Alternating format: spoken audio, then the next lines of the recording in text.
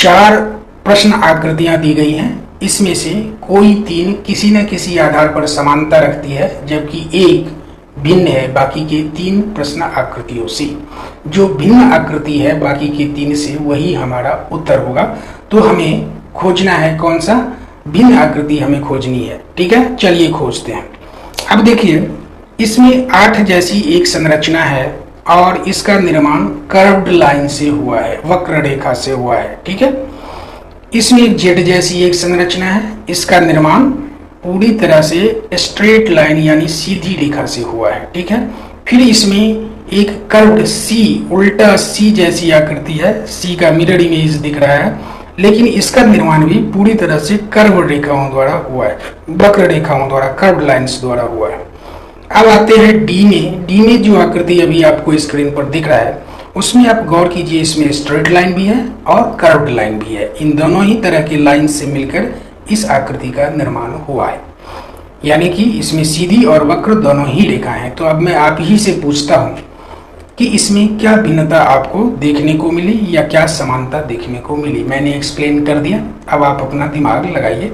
देखिए, ये तीनों ही फिगर्स, ये और ये, या तो सीधी रेखा से बनी हुई है या फिर कर्व लाइन से बनी है, यानी कि हर स्ट्रक्चर के निर्माण में किसी एक तरह की रेखा का प्रयोग हुआ है। ठीक है, लेकिन इसमें दोनों ही तरह की रेखाओं का प्रयोग किया गया है, यानी कि इसमें कर्व लाइंस भी हैं और स्ट्रेट लाइंस भी हैं।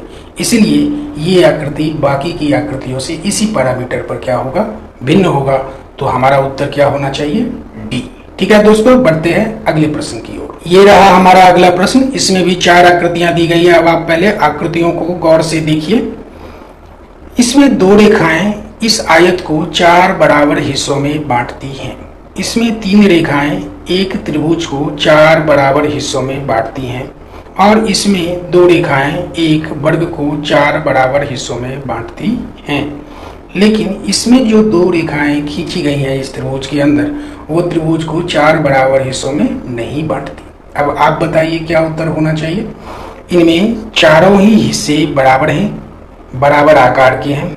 इसमें भी जो 4 त्रिभुज हैं वो बराबर आकार के हैं, इसमें भी जो 4 त्रिभुज हैं वो बराबर आकार के हैं। लेकिन इसमें जो 4 ज्यामितीय संरचनाएं हैं, यानी कि 2 चतुर्भुज और 2 त्रिभुज, बराबर आकार के नहीं हैं। वैसे भी 2 चतुर्भुज हैं और 2 त्रिभुज हैं। ठीक है, तो इसी आधार पर हम कह सकते हैं कि इन तीनों में एक समानता है कि ये 4 बराबर हिस्सों में बटे हुए हैं और ये उनसे भिन्न है, इसलिए कि इनके चारों ही हिस्से बराबर नहीं है। इसलिए हमारा उत्तर क्या होगा, डी।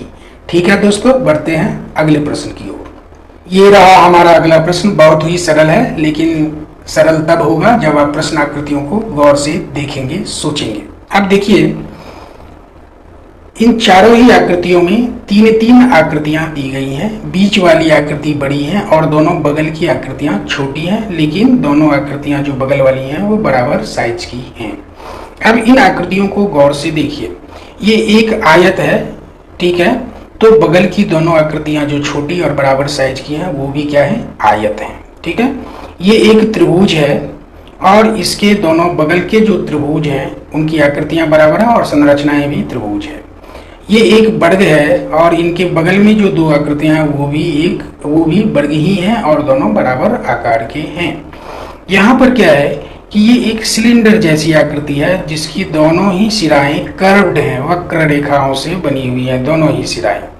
तो यहाँ जो 2 आकृतियां होनी चाहिए वो ऐसा ही सिलेंडर होना चाहिए था जिसकी दोनों सिराएं कर्व्ड होनी चाहिए थी, लेकिन 2 बराबर साइज की आकृतियां होने के बावजूद एक सिरा तो कर्व्ड है लेकिन दूसरा क्या है, स्ट्रेट लाइन से बना हुआ है।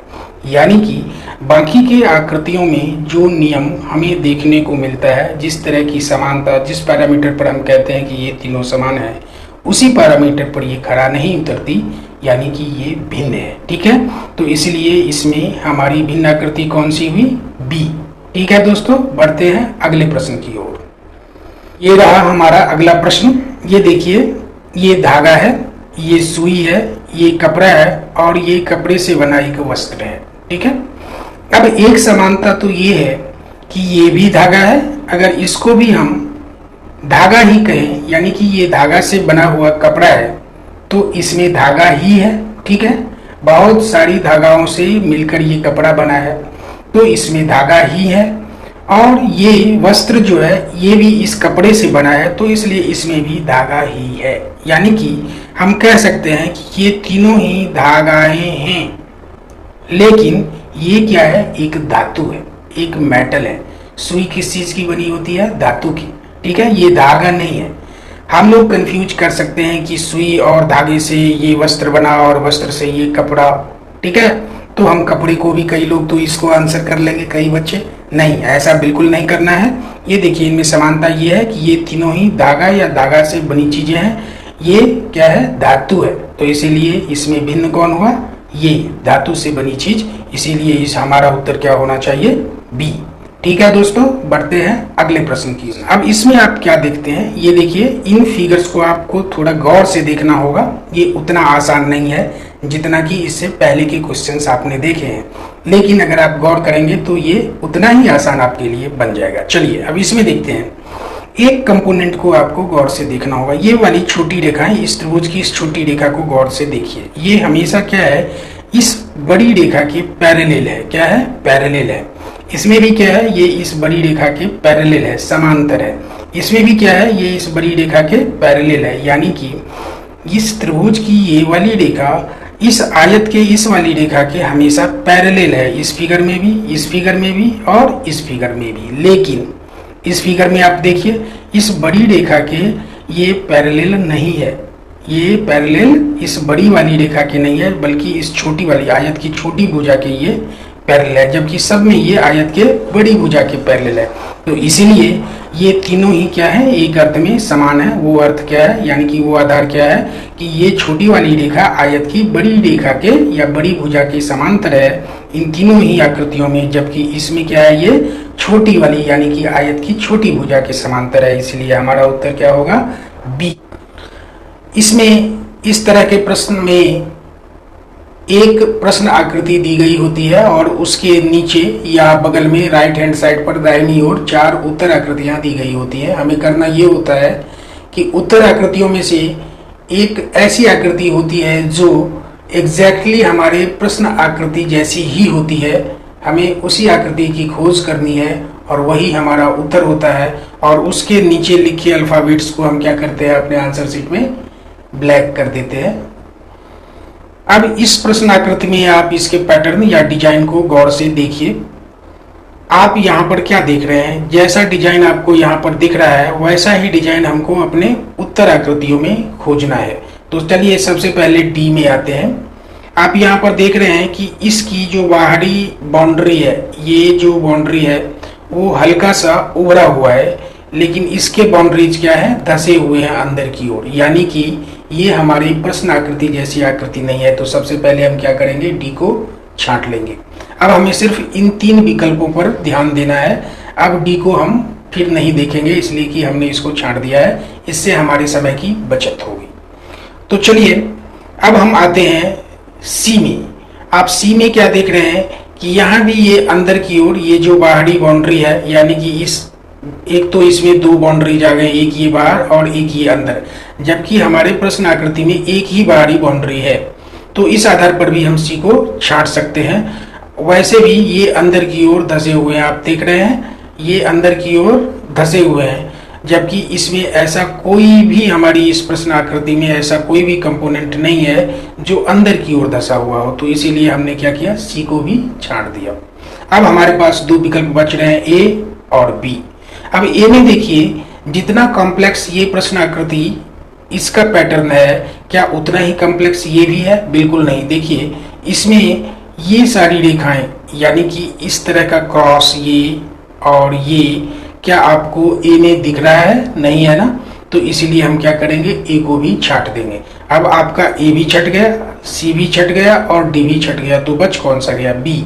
यानी कि बी हमारा संभावित उत्तर है। लेकिन पहले हम पैटर्न्स को मिला लेते हैं। अब ये देखिए, अंदर के इस वृत्त को देखिए, ये वृत्त वाले हिस्से में जो पैटर्न है क्या वो हमें यहाँ मिलता है? बिल्कुल मिलता है।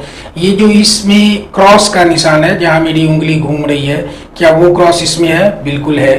और ये बाहर की बाउंड्री यानी बाहर वाली रेखाएं हल्की सी उभरी हुई, क्या इसमें भी है? बिल्कुल इसमें भी ये बाउंड्री वैसी ही है जैसी हमारी प्रश्न आकृति में दी गई है। तो इसीलिए ये आकृति हमारे प्रश्न आकृति के जैसी ही है, यानी एग्जैक्टली सेम है, इसलिए हमारा उत्तर क्या होगा? बी। ठीक है दोस्तों, बढ़ते हैं अगले प्रश्न की ओर। ये रहा हमारा अगला प्रश्न। ये बहुत ही आसान है। आप सबसे पहले इस आकृति को गौर से देखिए। प्रश्न आकृति में क्या है? एक रेखा है जिसकी दोनों सिराओं पर 2 एरोहेड्स हैं। ये क्या है? एक रेखा है जिसकी दोनों सिराओं पर 2 एरोहेड्स हैं। ये वर्टिकल उदग्र रेखा है। ठीक है, अब सबसे पहले इसी कंपोनेंट को हम अपनी उत्तर आकृतियों में ढूंढते हैं कि किन किन में ये है। अब चलिए, क्या वर्टिकल लाइन पर यानी उदग्र रेखा पर क्या ऐसे 2 एरोज हैं? इसमें नहीं है। तो सबसे पहले हम फिगर ए को छाट देते हैं। ये देखिए, बी में वैसी ही उदग्र या वर्टिकल लाइंस पर दोनों एंड्स पर 2 एरोज हैं, इसीलिए बी अभी हमारा उत्तर हो सकता है। लेकिन फिर सी में आप देखिए ऐसा नहीं है, यानी कि ऊपर और नीचे इस वर्टिकल लाइन की दोनों सिराओं पर ऐसे 2 एरोज नहीं है, इसीलिए हमने क्या किया? सी को भी छाट दिया। अब हम चलते हैं डी की ओर। डी में ठीक ऐसी ही रेखा और उसकी दोनों सिराओं पर 2 एरोज हैं, यानी कि अब या तो हमारा उत्तर बी है या फिर डी है। ए और सी को हमने तो छाट दिया। अब चलिए, अब हम दूसरी जो क्षैतिज पड़ी हुई रेखा है, हॉरिजॉन्टल लाइन है, हम उसकी दोनों सिराओं पर बने इन सिंबल्स को देखते हैं कि वो हमें बी में मिलता है या फिर डी में। अब देखिए, डी में क्या है कि जो हॉरिजॉन्टल लाइन है इसकी दोनों सिराओं पर 2 एरोहेड्स ही बने हैं, जैसा कि वर्टिकल लाइंस पर था। ये वर्टिकल लाइन पर जैसा ये 2 एरोज थे, वैसा ही हॉरिजॉन्टल लाइन पर भी 2 एरोज हैं, जबकि हमारे प्रश्न आकृति में ऐसा नहीं है। हॉरिजॉन्टल लाइन पर 2 अलग सिंबल बने हुए हैं और वो हमें कहाँ मिल रहा है? इसमें। यानी कि यहाँ देखिए, हॉरिजॉन्टल लाइन पर ठीक वैसे ही सिंबल्स इनकी दोनों सिराओं पर बने हुए हैं जैसा हमारी प्रश्न आकृति में दिया गया है। इसीलिए ये आकृति हमारी प्रश्न आकृति जैसी ही है, यानी ये एग्जैक्टली सेम फिगर है, इसलिए हमारा उत्तर क्या होगा? बी। बढ़ते हैं दोस्तों अगले प्रश्न की ओर। ये रहा हमारा अगला प्रश्न। इसमें प्रश्न आकृति के पैटर्न को आप गौर से देखिए। सबसे पहले ऊपर वाली इन 2 पट्टियों पर हम नजर डालते हैं। आपने इसको देख लिया। अब चलिए हम अपनी उत्तर आकृतियों में इन दोनों पट्टियों की खोज करते हैं कि किसमें ऐसी पट्टी है या फिर नहीं है। तो सबसे पहले ए में आते हैं। ए में हमें ये दोनों पट्टियां वैसी ही मिल जा रही हैं, तो ए हमारा उत्तर हो सकता है। बी में आते हैं। बी में भी हमें वैसी ही पट्टी मिल जा रही है, तो बी भी हमारा उत्तर हो सकता है। लेकिन सी में इन दोनों पोजीशंस पर वैसी पट्टी नहीं है, तो हम सबसे पहले सी को छाट लेते हैं। अब डी में आते हैं। ये पट्टियां तो हैं, लेकिन इन पट्टियों के साइज आप देखिए, इसका साइज और इसका साइज एक जैसा नहीं है। ये तो अंदर की आकृति ही इस अंदर वाली आकृति से छोटी है, यानी भिन्न है, तो इसीलिए आप डी को भी छांट लीजिए। यानी कि ना तो आपका उत्तर सी होगा और ना ही आपका उत्तर डी होगा। तो अब आपके उत्तर जो हो सकते हैं वो हैं ए और बी। अब चलिए ए और बी के पैटर्न को देखते हैं। अब चलिए, ये जो अंदर वाला वर्ग है, इसके 2 पॉइंटेड नुकीले सिराओं पर आप ध्यान दीजिए, ऊपर नीचे, ये और ये। क्या वैसा ही पॉइंटेड यहाँ पर है? नहीं है। दूसरा कि इस अंदर की आकृति को देखिए, ये आकृति इसमें है? नहीं है, इसलिए बी भी आपका उत्तर नहीं होगा। तो अब बी भी आपका उत्तर नहीं हुआ, सी भी नहीं हुआ और डी भी नहीं हुआ, तो बच कौन सा गया? ए। चलिए, उत्तर निर्धारित करने से पहले हम एक बार इसके सारे कंपोनेंट्स मिला लेते हैं। पट्टियां तो हमने पहले ही मिला ली थी। अब ये देखिए, बाहर वाला वर्ग ये वैसा ही है और अंदर वाली ये खडभुज या ये आकृति वैसी ही है, इसीलिए ये आकृति इसके जैसी ही है और इसे हम एग्जैक्टली सेम कहेंगे, इसीलिए आपका उत्तर क्या हुआ? ए। बढ़ते हैं अगले प्रश्न की ओर। ये रहा आपका अगला प्रश्न। बहुत ही सिंपल है, आप गौर से देखिए। यहाँ पर 2 ट्रायंगल्स हैं और एक ट्रायंगल दूसरे पर इन्वर्टेड यानी उल्टा रखा हुआ है। इस तरह से यहाँ पर 3 यहाँ पर कॉर्नर्स बन रहे हैं, 1 2 और ये 3। ठीक है, अब ये देखिए, टॉप राइट में जहाँ मेरी उंगली है, टॉप राइट में जो कॉर्नर है वो ब्लैक शेडेड है। बस इसी को आधार मानकर हम अपनी उत्तर आकृतियों में इसको खोजेंगे कि किस में है और किस में नहीं है।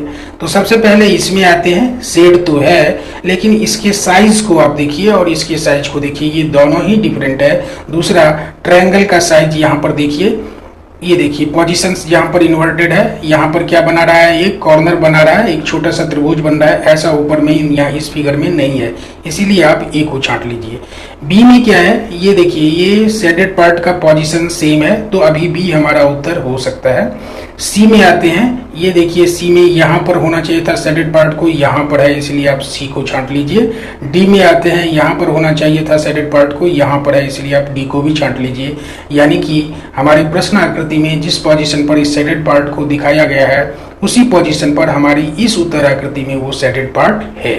सारे ही कंपोनेंट्स जो आपकी प्रश्न आकृति में दी गई है वो सारे कंपोनेंट्स अपने पोजीशन पर और अपनी विशेषताओं के साथ कहाँ उपस्थित है, बी में। इसीलिए यह फिगर इस फिगर के जैसा ही है, यानी एग्जैक्टली सेम है, इसलिए हमारा उत्तर क्या होगा, बी।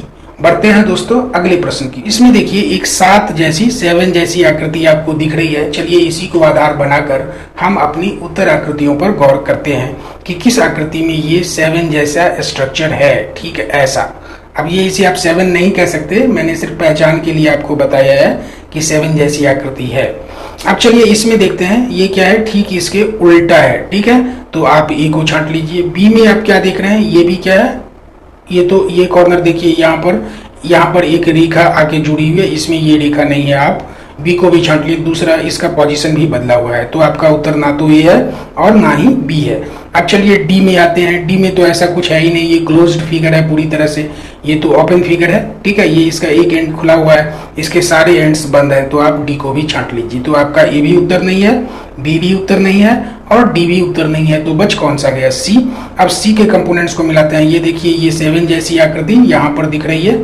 ठीक है, और ऊपर का ये त्रिभुज यहाँ पर हो गया और ये छोटा वाला त्रिभुज यहाँ पर हो गया। यानी कि आपके प्रश्न आकृति में दिए गए सारे कंपोनेंट्स इस उत्तर आकृति में मौजूद है, अर्थात ये आकृति इसके जैसी ही है, यानी कि एग्जैक्टली सेम है, इसीलिए आपका उत्तर क्या होगा, सी।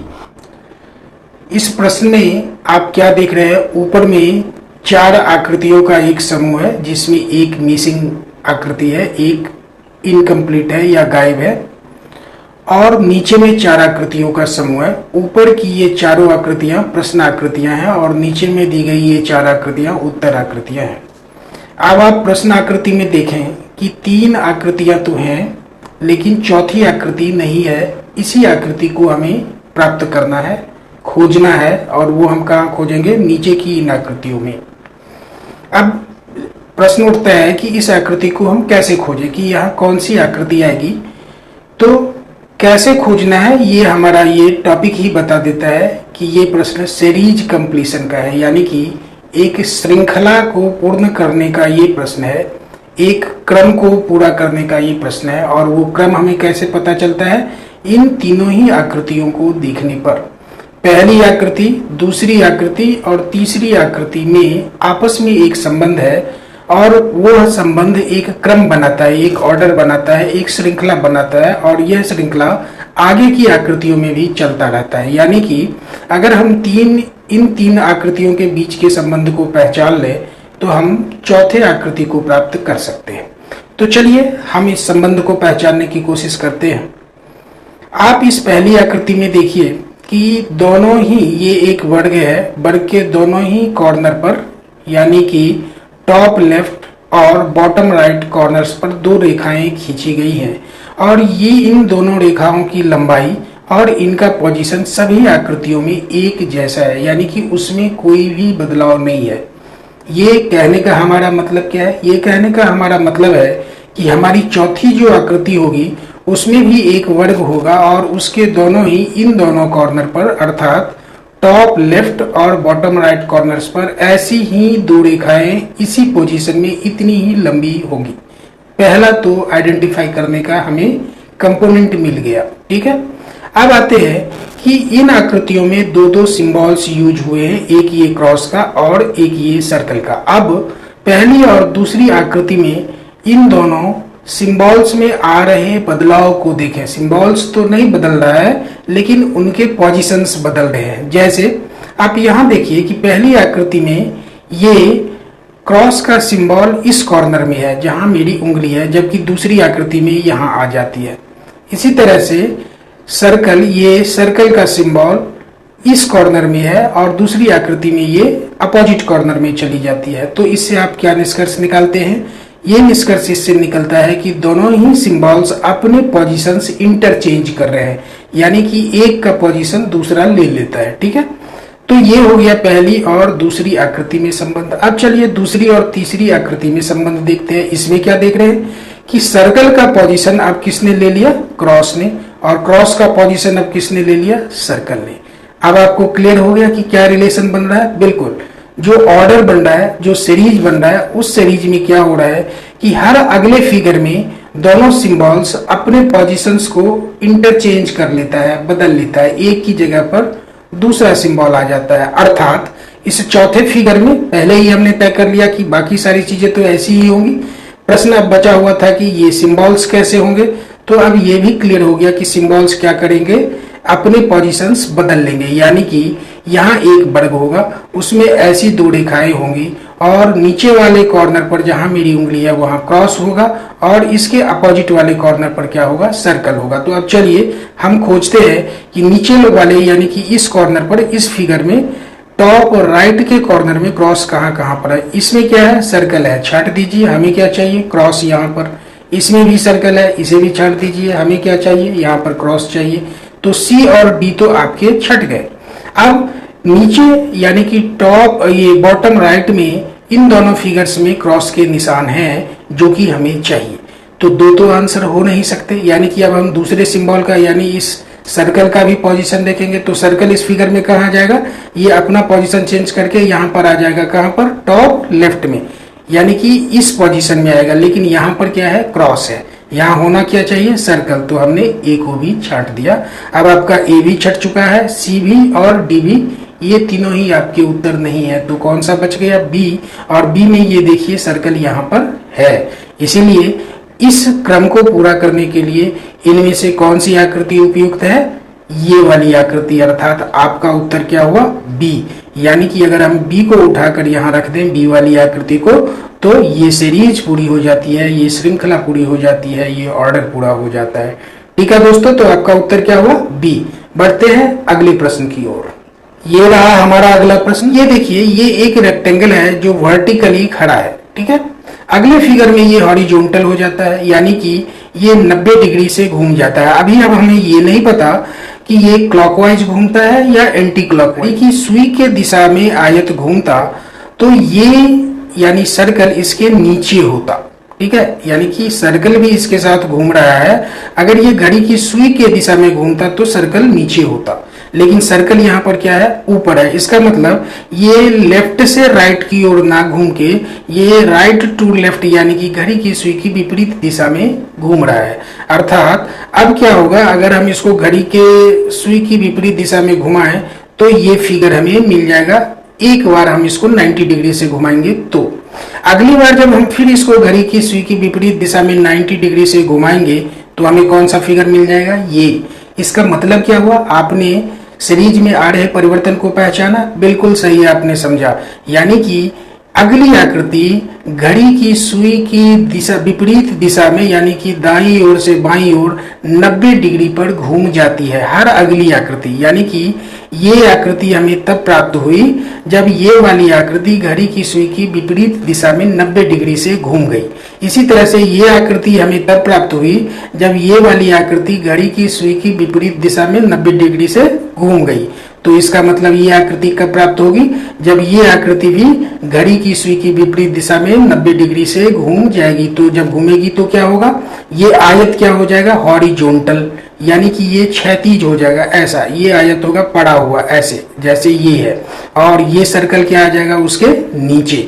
अब हमें वो ऐसा एक फिगर अपनी उत्तराकृति में खोजना है जिसमें ऊपर में आयत है और नीचे में सर्कल या वृत्त है। अब ये देखिए, यहाँ क्या है? नीचे में आयत है, ऊपर में वृत्त है। छांट दीजिए। यहाँ ये तो हॉरिजॉन्टल है ही नहीं, वर्टिकल है, जबकि हमें आयत कैसा चाहिए? हॉरिजॉन्टल। तो इसको छांट दीजिए। यहाँ भी क्या है? वर्टिकल है, इसको भी छांट दीजिए। यहाँ पर फिर हॉरिजॉन्टल है और सर्कल इस आयत के नीचे है। यानी कि हमें जो फिगर यहाँ चाहिए वो कहाँ मिल रहा है? यहाँ पर। अगर हम इस फिगर को उठाकर यहाँ रख दें तो इन आकृतियों में आ रहे बदलाव को ये कंटिन्यू करता है, जारी रखता है, यानी कि एक ऑर्डर, एक सीरीज बनता है। इसीलिए हमारा उत्तर क्या होगा? सी। बढ़ते हैं दोस्तों अगले प्रश्न की ओर।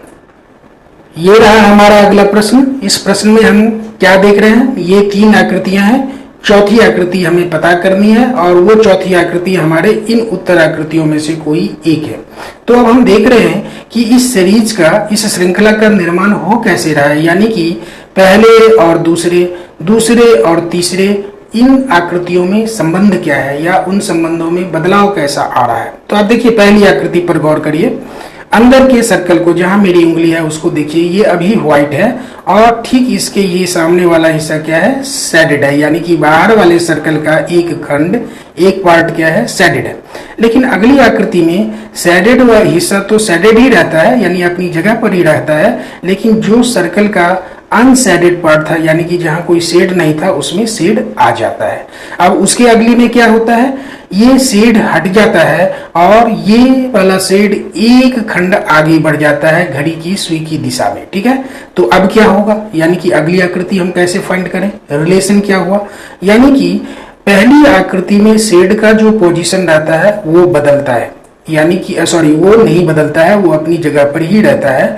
और ये वाला जो सर्कल है इसमें शेड नहीं है, अब इसमें शेड आ गया, यानी कि दूसरी आकृति में दोनों ही, यानी कि सर्कल और वृत्त का खंड दोनों ही शेडेड हो जाता है।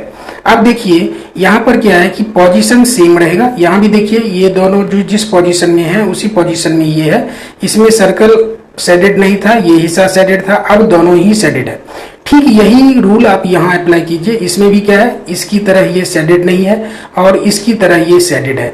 तो अब इसकी तरह यहाँ पर एक शेडेड सर्कल हो जाएगा और इसकी तरह बिना पोजीशन बदले एक वृत्त का खंड क्या होगा? शेडेड होगा। यानी कि हमारी आकृति जो यहाँ होगी उसमें वृत्त भी शेडेड होगा और ये वृत्त खंड भी शेडेड होगा और दोनों अपने पोजीशंस में ही रहेंगे, पोजीशन में कोई चेंज नहीं होगा। अब ऐसा कहाँ पर है? ये देखिए वृत्त खंड का पोजीशन बदल गया, यहाँ देखिए कहाँ पर है, और इसमें उससे अगले खंड में ये शेड है, इसमें और बदल गया, ये तो उससे आगे भी निकल गया ये शेड। तो हमें सर्कल तो शेडेड चाहिए, लेकिन वृत्तखंड हमें यहाँ चाहिए जहां मेरी उंगली है। चूंकि वृत्तखंड के पोजीशन में कोई बदलाव नहीं आएगा, तो हमने ए को छाड़ दिया, बी को छाड़ दिया, ये दोनों हमारा उत्तर नहीं होगा।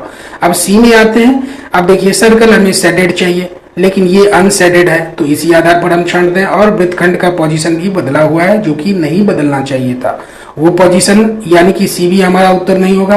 अब ये पोजीशन हमें कहाँ मिलता है? यहाँ पर देखिए जो पोजीशन इस वृत्तखंड, शेडेड वृत्तखंड का यहाँ है वही यहाँ है, हमें ऐसा ही चाहिए। और सर्कल हमें क्या चाहिए? शेडेड चाहिए, तो यहाँ भी शेडेड है, यानी कि हमारे दोनों ही कंडीशंस को कौन आकृति पूरी करती है? ये वाली आकृति। अगर इस आकृति को उठाकर हम यहाँ रख दें तो ये सीरीज पूरी हो जाती है, इसीलिए हमारा उत्तर क्या है? डी। ठीक है दोस्तों, बढ़ते हैं अगले प्रश्न की ओर। ये रहा हमारा अगला प्रश्न। इस प्रश्न में आप देख रहे हैं ये 3 आकृतियां हैं और चौथी मिसिंग है। ये तीनों ही आकृतियां एक सीरीज बना रही हैं और चौथी उस सीरीज को कंटिन्यू रखेंगी। लेकिन ये चौथी आकृति हमें कहाँ मिलेगी? अपने इन आंसर फिगर्स में, इन उत्तर आकृतियों में से कोई एक हमारा उत्तर होगा और वो आकृति जब यहाँ आएगी तो ये सीरीज आगे बढ़ेगी, यानी कंटिन्यूड रहेगी। अब चलिए हम पहले फिगर में सबसे पहले कंपोनेंट्स को आइडेंटिफाई करते हैं।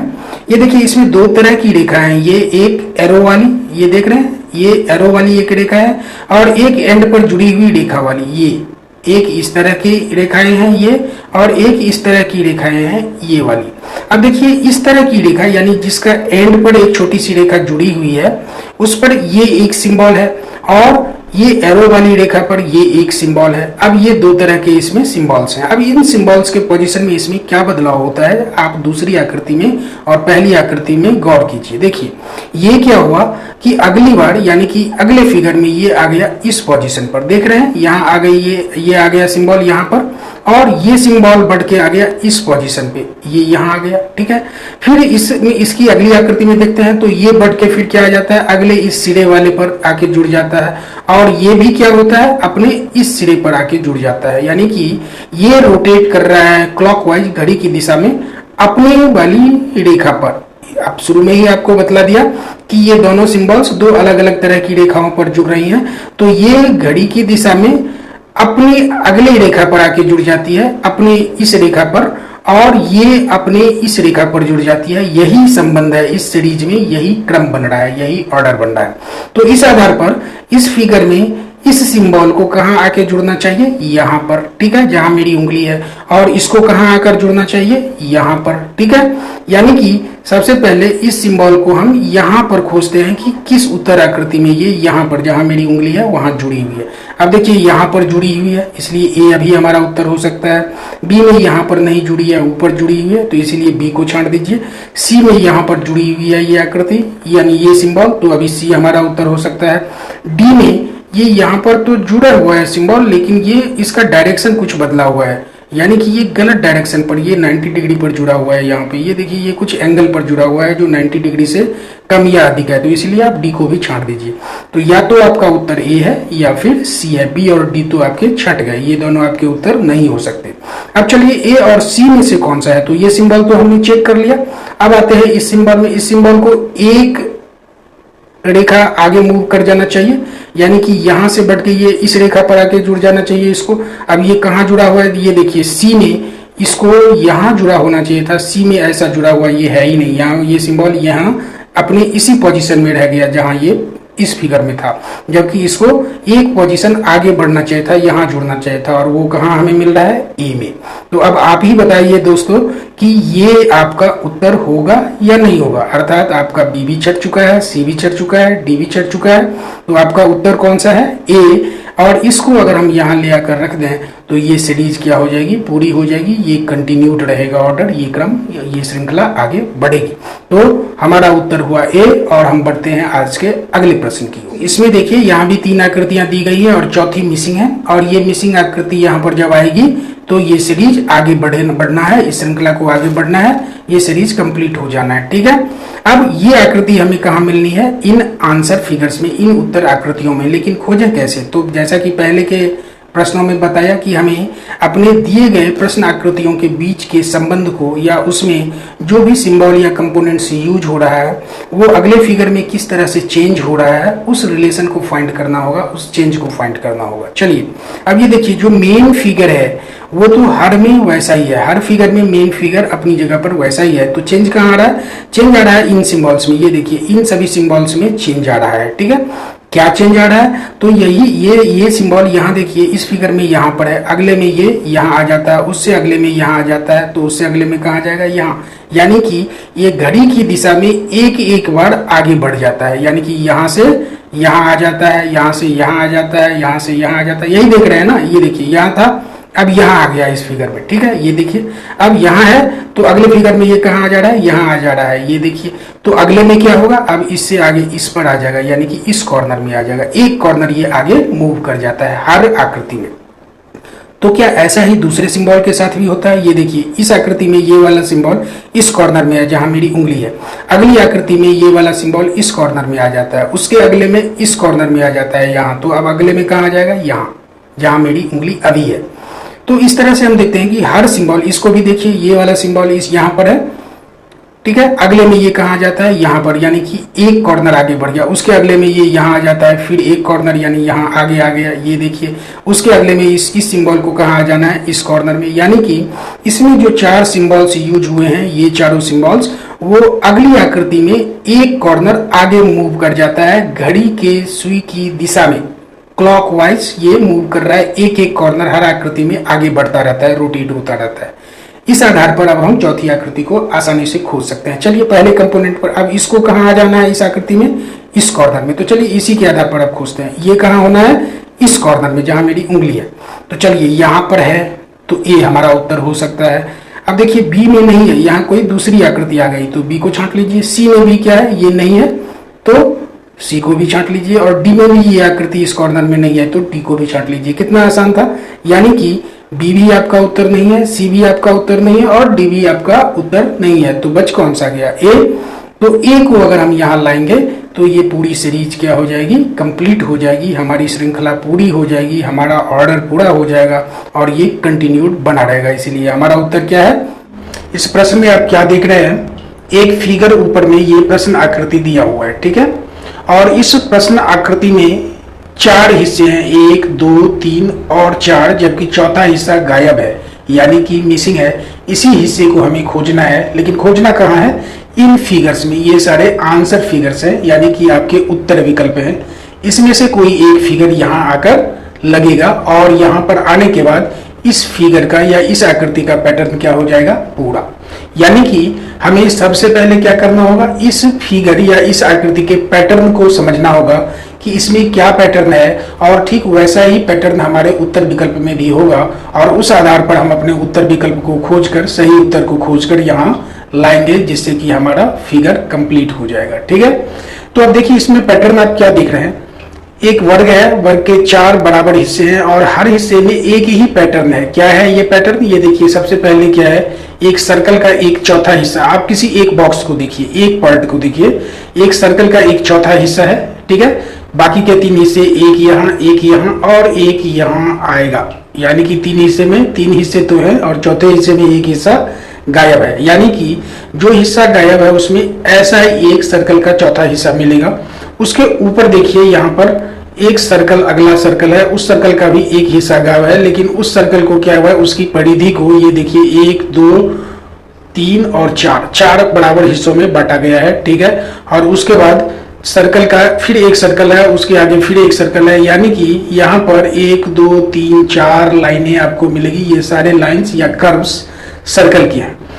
तो इस पैटर्न को समझने के बाद हम ये कर सकते हैं कि अगर हम इसमें से किसी एक को, जैसे कि मान लीजिए जहां मेरी उंगली है, इस हिस्से को अलग कर लें तो वो पैटर्न और हमारे समझ में आएगी। तो चलिए इसको हमने अलग किया, अलग करते हैं तो हमें ये मिलेगा। ठीक है, इसमें अब और स्पष्ट हो गया। सबसे पहले क्या है, एक रेखा इधर से इधर को, यानी कि इस कॉर्नर से इस कॉर्नर को जाती है, अर्थात यहां पर आप इस फिगर में देखें, इस कॉर्नर से इस कॉर्नर तक एक रेखा आएगी।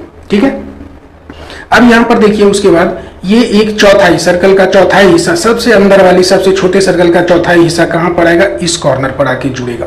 ठीक है, अच्छा उसके बाद फिर जो मैंने आपको कहा कि सर्कल की परिधि को 4 बराबर भागों में बांटा गया, ये देखिए 1 2 3 4 यहाँ पर है, और उसके बाद 2 सर्कल्स के परिधि का चौथाई हिस्सा यहाँ पर है। तो क्या इस पैटर्न को अपने इस फिगर में हम आसानी से खोज सकते हैं? बिल्कुल खोज सकते हैं, कहीं ना कहीं हमें ये पैटर्न मिल जाएगा, लेकिन वो पैटर्न है कहाँ? तो चलिए इसको हम एक एंगल से घुमा देते हैं। अगर हम इसको घुमाएंगे तो हमें ये फिगर मिलेगा। ठीक है, ये फिगर, अगर इस फिगर को हम उठाकर यहाँ रख दें तो ये पैटर्न पूरा हो जाता है। कैसे, ये देखिए ये वाला हिस्सा इस कॉर्नर पर आके जुड़ेगा, तो अंदर का जो सर्कल है वो पूरा हो गया। ये वाला टुकड़ा सर्कल का यहाँ आके जुड़ जाएगा, यानी कि दूसरे चक्र में, पहला चक्र हो गया ये ब्लैंक, दूसरा चक्र हो गया ये जहां मेरी उंगली है, दूसरे चक्र में ये वाला सर्कल आपका पूरा हो जाएगा, जो डिवाइडेड है कई सेक्टर्स में, कई यहाँ पर ये देख रहे हैं, ये डिवाइडेड है कई हिस्सों में, तो वो ये रहा।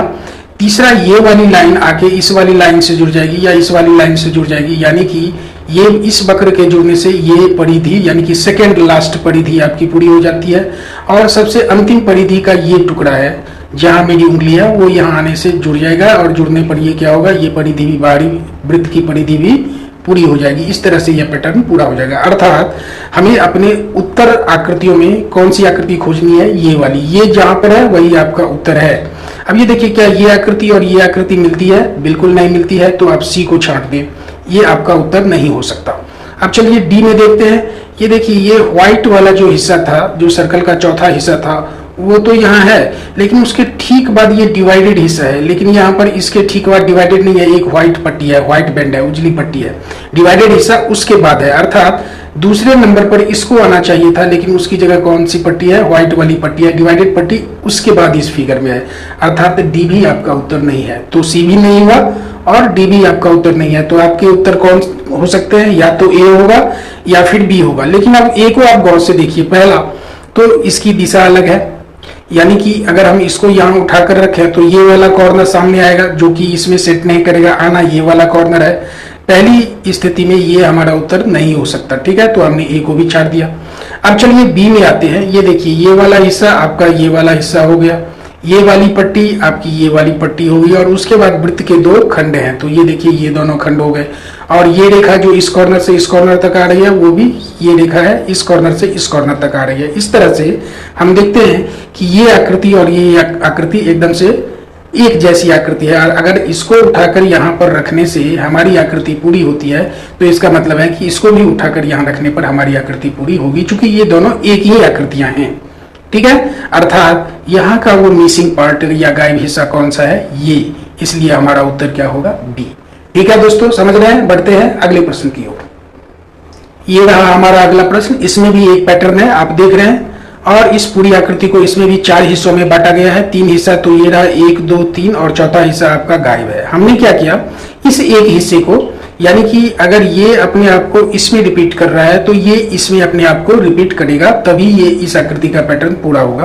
अब ये देखिए, इस आकृति में ये ऐसे ऐसे ऐसे, ये 3 पार्ट तो है, यानी कि चौथा पार्ट कैसे पूरा होगा, ऐसे, और वो आपको कैसे मिलेगा, इसको पलट देने से ये आकृति आपको मिल जाएगी। अगर हम इस आकृति का मिरर इमेज यहाँ पर बना दें या लाकर लगा दें, या अपने उत्तर आकृतियों में से इस आकृति का मिरर इमेज खोजकर यहाँ रख दें, तो हमारे इस आकृति का यानी प्रश्न आकृति का पैटर्न पूरा हो जाएगा और हमें हमारा मिसिंग पार्ट मिल जाएगा।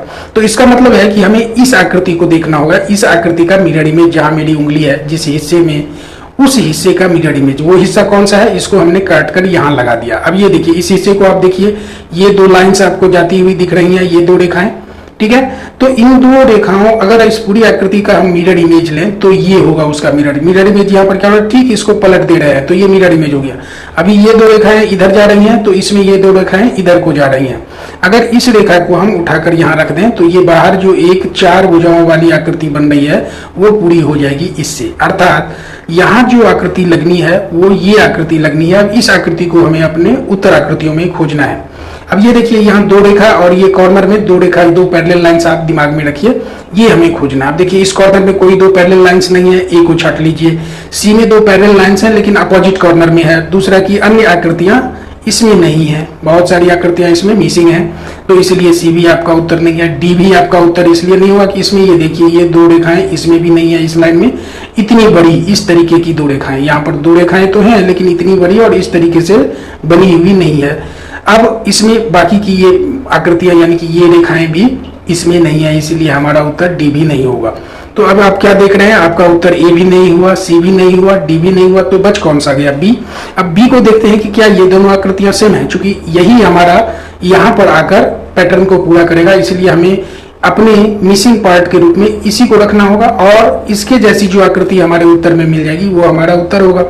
अब देखिए, ये 2 रेखाएं, ये 2 रेखाएं, ये 2 ऐसे ऐसे और ऐसे ऐसे, यानी कि आप इसको मान लीजिए कि एक बड़ा त्रिभुज और उसके अंदर में थोड़ा सा अंदर की ओर जाता हुआ छोटा त्रिभुज, यानी कि यहाँ पर 2 त्रिभुज हैं, तो ये दोनों त्रिभुज, ये बड़ा और ये छोटा त्रिभुज मिल गया, और ये 2 पैरेलल लाइंस इस कॉर्नर पर आपको मिल गया। अगर हम इसको उठाकर यहाँ पर रखें तो इस आकृति का पैटर्न क्या हो जाएगा, पूरा हो जाएगा, इसीलिए हमारा मिसिंग पार्ट कौन सा है, बी। ठीक है दोस्तों, बढ़ते हैं अगले प्रश्न की ओर। ये रहा हमारा अगला प्रश्न। इस प्रश्न में आप क्या देख रहे हैं, फिर से वही कहानी है। यहाँ पर भी एक आकृति दी गई है जिसका एक हिस्सा यानी कि एक पार्ट मिसिंग है, और वो पार्ट इस पूरे हिस्से का यानी इस पूरी आकृति का चौथाई हिस्सा है। अर्थात ये आकृति 4 बराबर हिस्सों में बटी हुई है जिसमें कुछ पैटर्न है। अब ऊपर का पैटर्न देखिए ऐसे और ऐसे है, तो नीचे का पैटर्न कैसा होगा, ऐसा और ऐसा। वो हमें कैसे मिलेगा, अगर इस आकृति को हम पलट दें, यहाँ पर पलट के, इस आकृति को पलट के यहाँ पर लगा दें तो हमारा ये पैटर्न पूरा हो जाता है। तो सबसे पहले इस आकृति को काट के हम बाहर निकालते हैं, वो ये आकृति है, इसको हमने क्या किया, काट कर यहाँ लगा दिया ताकि आप देख सके। अब देखिए, इसको हमने पलटा मतलब इसका मिरर इमेज बनाया, तो ये हिस्सा कहाँ आ गया, यहाँ पर, ये दोनों ब्लैंक पार्ट यहाँ आ गया, और ये इस ओर था तो मिरर इमेज में क्या हो जाएगा, इस ओर हो जाएगा, यानी कि ये इमेज इसका मिरर इमेज है, और इसी मिरर इमेज को लगाने पर यहाँ जो पैटर्न है वो क्या होगा, पूरा होगा। ये वाला पैटर्न क्या हो जाएगा, पूरा होगा। ये हिस्सा आकर जुड़ेगा इससे यहाँ पर, और ये हिस्सा आकर जुड़ेगा इससे यहाँ पर, तो इस दोनों हिस्से के, इसके और इस यहाँ जो आएगा ये, इसके जुड़ने से ये वाला पैटर्न आपको मिल जाएगा। ठीक है, तो अब देखते हैं कि ऐसी आकृति हमारी उत्तर आकृतियों में कौन सी है। अब इस आकृति को कैसे खोजेंगे, आप देखिए, सबसे टॉप यानी कि ऊपर दाहिनी ओर, टॉप राइट में ये ब्लैक रेक्टेंगल आप कह सकते हैं है, टॉप राइट में। तो चलिए, यहाँ पर टॉप राइट में क्या है, ब्लैंक, ये है ब्लैंक रेक्टेंगल, व्हाइट रेक्टेंगल है, इसको छांट दीजिए, ये आपका उत्तर नहीं होगा। यही बात बी में भी है, यहाँ भी ब्लैंक है यानी कि व्हाइट रेक्टेंगल है, तो बी को भी छांट दीजिए। अब देखिए, सी और डी दोनों में ये आपको मिल जा रहा है, यानी कि दोनों का टॉप राइट कॉर्नर ब्लैक क्या है, ब्लैक रेक्टेंगल है। ठीक है, अब आपको दूसरी चीज क्या देखनी है कि इसके ठीक लेफ्ट में यानी कि इसके ठीक बाईं तरफ 2 व्हाइट रेक्टेंगल्स है या ब्लैंक रेक्टेंगल्स हैं जिसमें कोई शेड नहीं है। अब यहाँ पर देखिए डी में आप इसके ठीक बाईं ओर दो व्हाइट रेक्टेंगल्स या ब्लैंक या अनशेडेड रेक्टेंगल्स होने चाहिए। एक तो है लेकिन दूसरा क्या है, शेडेड है, अर्थात डी हमारा उत्तर नहीं होगा। अब ये हमें कहाँ मिलता है, इस ब्लैक रेक्टेंगल के बाद दो व्हाइट रेक्टेंगल कहाँ मिलता है, इसमें। यानी कि हम जिस आकृति की खोज कर रहे हैं वो आकृति कौन सी है, सी। अगर हम इसको उठाकर यहाँ रख दें तो हमारे इस फिगर का पैटर्न क्या हो जाता है, पूरा हो जाता है। ये हिस्सा यहाँ पर आके जुड़ेगा तो इस तरह से ऐसे ऐसे बन जाएगा, ठीक है। तो इस तरीके से ये पैटर्न क्या हो जाएगा, इस आकृति का पैटर्न पूरा हो जाएगा और हमें हमारा मिसिंग पार्ट मिल जाएगा। तो हमारा आंसर क्या हुआ, ऑप्शन नंबर सी। बढ़ते हैं दोस्तों अगले प्रश्न की। ये रहा हमारा अगला प्रश्न। इसमें भी आप क्या देख रहे हैं, एक स्क्वायर है, एक वर्ग है और इसको 4 बराबर हिस्सों में बांट दिया गया है और उसमें से एक पार्ट यानी कि एक हिस्सा जो कि खुद एक वर्ग है वो मिसिंग है, ठीक है। अब सबसे पहले हमें इसके पैटर्न को, जैसे कि पिछले प्रश्नों में हमने किया है, पैटर्न को देखना है। पैटर्न क्या है कि यहाँ एक आधा ट्रायंगल आके जुड़ेगा तो ऐसा एक बड़ा ट्रायंगल पूरा हो जाएगा। उसी तरह से यहाँ भी एक ट्रायंगल का आधा हिस्सा आके जुड़ेगा, ये हालांकि खुद भी ट्रायंगल है लेकिन एक ऐसा ही ट्रायंगल और आके जुड़ेगा तो ये पैटर्न यानी ये बड़ा वाला ट्रायंगल आपको मिल जाएगा और इस तरीके से पैटर्न पूरा हो जाएगा। साथ ही यहाँ पर एक रेखा आके जुड़ जाएगी तो ये पैटर्न, इस फिगर का पूरा पैटर्न, इस आकृति का पैटर्न पूरा हो जाएगा। अर्थात हमारा मिसिंग पार्ट क्या है, इस हिस्से का मिरर इमेज यहाँ पर जो बनेगा वो हमारा मिसिंग पार्ट है। तो चलिए इस हिस्से को काट के हम अलग कर लेते हैं। ये हिस्सा कैसा दिख रहा है, ऐसा दिखेगा या ऐसा दिख रहा है, यानी कि इस कॉर्नर पर एक सर्कल है, यहाँ पर एक रेखा है और ये बीच में ऐसी आकृति यानी एरो हेड जैसी आकृति इस कॉर्नर की तरफ पॉइंटेड बनी हुई है और उस एक यानी कि पॉइंट कॉर्नर के इस पॉइंट पर आके एक सर्कल, व्हाइट सर्कल बना हुआ है। अगर हम इसका मिरर इमेज बनाए तो इसको हम पलट देंगे, यानी कि ये सर्कल जो इस कॉर्नर में है वो इस कॉर्नर में आ जाएगा जैसा कि यहाँ आया। ये हिस्सा अगर ये लाइन ऐसे है तो ये अब कैसा हो जाएगा, ऐसा। यानी कि इसका अगर हम मिरर इमेज बनाए तो ऐसी आकृति हमें प्राप्त होगी। और हमने पहले क्या कहा था कि यहाँ जो मिसिंग पार्ट होगा वो इसका मिरर इमेज होगा और उसको लगाने पर यानी कि इसके मिरर इमेज को यहाँ पर लगाने पर हमारे प्रश्न का पैटर्न या हमारी आकृति का पैटर्न पूरा होगा। और वो मिरर इमेज कौन सा है, ये। अब देखते हैं कि ऐसी आकृति हमारी उत्तर आकृतियों में से कौन सी है। अब ये देखिए, ये और ये आकृति एक जैसी है, नहीं है, ये को छाट दीजिए। ये आकृति और ये आकृति एक जैसी है, नहीं है, इसमें कोई सर्कल ही नहीं है तो आप सी को भी छाट दीजिए। ये आकृति और ये आकृति एक जैसी है, बिल्कुल नहीं है, आप डी को भी छाट दीजिए। देखिए बाकी चीजें तो मिल सकती थी लेकिन इसमें सर्कल नहीं है तो इसलिए हम क्या करते हैं, डी को भी छाट देते हैं। तो ए भी आपका छट गया, सी भी आपका छट गया और डी भी आपका छट गया, तो बच कौन सा गया, बी। अब देखते हैं कि क्या बी और ये आकृति एक जैसी है, बिल्कुल है। ये देखिए, ये आपका सर्कल, यहाँ रहा सर्कल और बाकी की ये आकृति इस आकृति से यानी एरो हेड जैसी आकृति जो इस कॉर्नर की ओर पॉइंटेड है, तो यहाँ भी एक एरो हेड जैसी आकृति है जो इस कॉर्नर की ओर पॉइंटेड है। अर्थात ये वो पार्ट है मिसिंग जिसको यहाँ लगाने पर इस पूरे आकृति का पैटर्न क्या हो जाएगा, पूरा हो जाएगा। इसीलिए हमारा उत्तर क्या होगा, बी। ठीक है दोस्तों, बढ़ते हैं अगले प्रश्न। आप यहाँ फिर क्या देख रहे हैं कि एक आकृति दी गई है जो 4 बराबर हिस्सों में बटी हुई है और उसका एक हिस्सा ये मिसिंग है, हमें उसी हिस्से को फाइंड करना है। ठीक है, अब यहाँ पर पैटर्न क्या देख रहे हैं, ये देखिए ऐसे और ऐसे, ठीक है। और यहाँ नीचे फिर क्या पैटर्न होगा, ऐसे और ऐसे। लेकिन ये पैटर्न जहां मेरी उंगली है उस फिगर का पैटर्न हमें कैसे मिलेगा, नीचे वाले फिगर का मिरर इमेज जो होगा वो यहाँ के पैटर्न को पूरा करेगा। तो अब चलिए नीचे वाले फिगर को काट कर हम यहाँ ले आए ताकि आप स्पष्ट रूप से देख सकें। अब ये देखिए, ये वाला हिस्सा है और ये रेखा है, ठीक है। अब चलिए इसका मिरर इमेज हम कैसे बनाएंगे, इसको हम पलट देंगे तो यानी कि ये अगर इस तरह डायरेक्टेड है तो अब इस ओर डायरेक्टेड हो जाएगा, ठीक है। और ये वाली रेखा अगर इस कॉर्नर से इस कॉर्नर की ओर है तो अब क्या हो जाएगा, ये वाली रेखा मिरर इमेज में इस कॉर्नर से इस कॉर्नर की ओर चली जाएगी। आपने मिरर इमेज को पढ़ा है तो आप जानते हैं कि मिरर इमेज कैसे बनता है। अगर आप नहीं समझ पा रहे हैं तो इसी चैनल पर मिरर इमेज से संबंधित ढेर सारे एपिसोड्स हैं, आप वहां जाकर सीखिए, आसानी से सीख सकते हैं कि मिरर इमेज कैसे फॉर्म होता है। तो चलिए, ये आपका मिरर इमेज है किस हिस्से का, इस हिस्से का। और हमें हमारे पैटर्न को पूरा करने के लिए क्या चाहिए, इस हिस्से का मिरर इमेज, वो रहा ये। यानी कि अब हमें अपनी उत्तर आकृतियों में इस आकृति को खोजना है, ऐसी एक आकृति। अब चलिए देखते हैं सबसे पहले डी में। अब देखिए इसमें कोई 2 पैरेलल लाइंस हैं क्या, नहीं है, इसमें 2 पैरेलल लाइंस है, इसलिए आप डी को छाट दीजिए, ये आपका उत्तर नहीं होगा। यहाँ पर क्या है कि एक रेखा और 2 रेखा एक तरफ धीरे धीरे घटती हुई चौड़ाई वाली तो है, लेकिन आप इसका डायरेक्शन देखिए, ये रेखा इस कॉर्नर से और इस कॉर्नर तक आती है, ये भी आती है, लेकिन ये चौड़ा हिस्सा इस कॉर्नर की ओर है, इसमें क्या है, नीचे वाले कॉर्नर की ओर है, इसीलिए आपका बी, ये सी भी आपका उत्तर नहीं होगा। अब चलिए बी में चलते हैं। सी और डी तो आपके चढ़ गए, ये दोनों आपके उत्तर हो ही नहीं सकते। अब आपका बी ये रहा। बी में आप क्या देख रहे हैं? बी में आप देख रहे हैं कि यहाँ पर ये दो पैरेलल लाइंस हैं, ये दो पैरेलल लाइंस हैं, जबकि हमारे वांटेड यानी कि वांछित फिगर में जो हम खोज रहे हैं उसमें कोई भी पैरेलल लाइंस नहीं है, यानी कि बी भी हमारा उत्तर नहीं होगा। तो अब चलते हैं ए में। बी सी डी तो छट गए आपके। अब ए में ये वाली रेखा यानी ये दो रेखाएं जो इधर से नीचे की ओर जब आती है तो इनके बीच की दूरी घटती चली जाती है, वो ये दो रेखाएं हैं। ये देखिए यहाँ पर सबसे चौड़ी, ये देखिए यहाँ पर दो रेखाओं के बीच चौड़ाई सबसे अधिक है, और जैसे जैसे ये रेखाएं आगे बढ़ती हैं चौड़ाई घटती जाती है, वही यहाँ भी हो रहा है।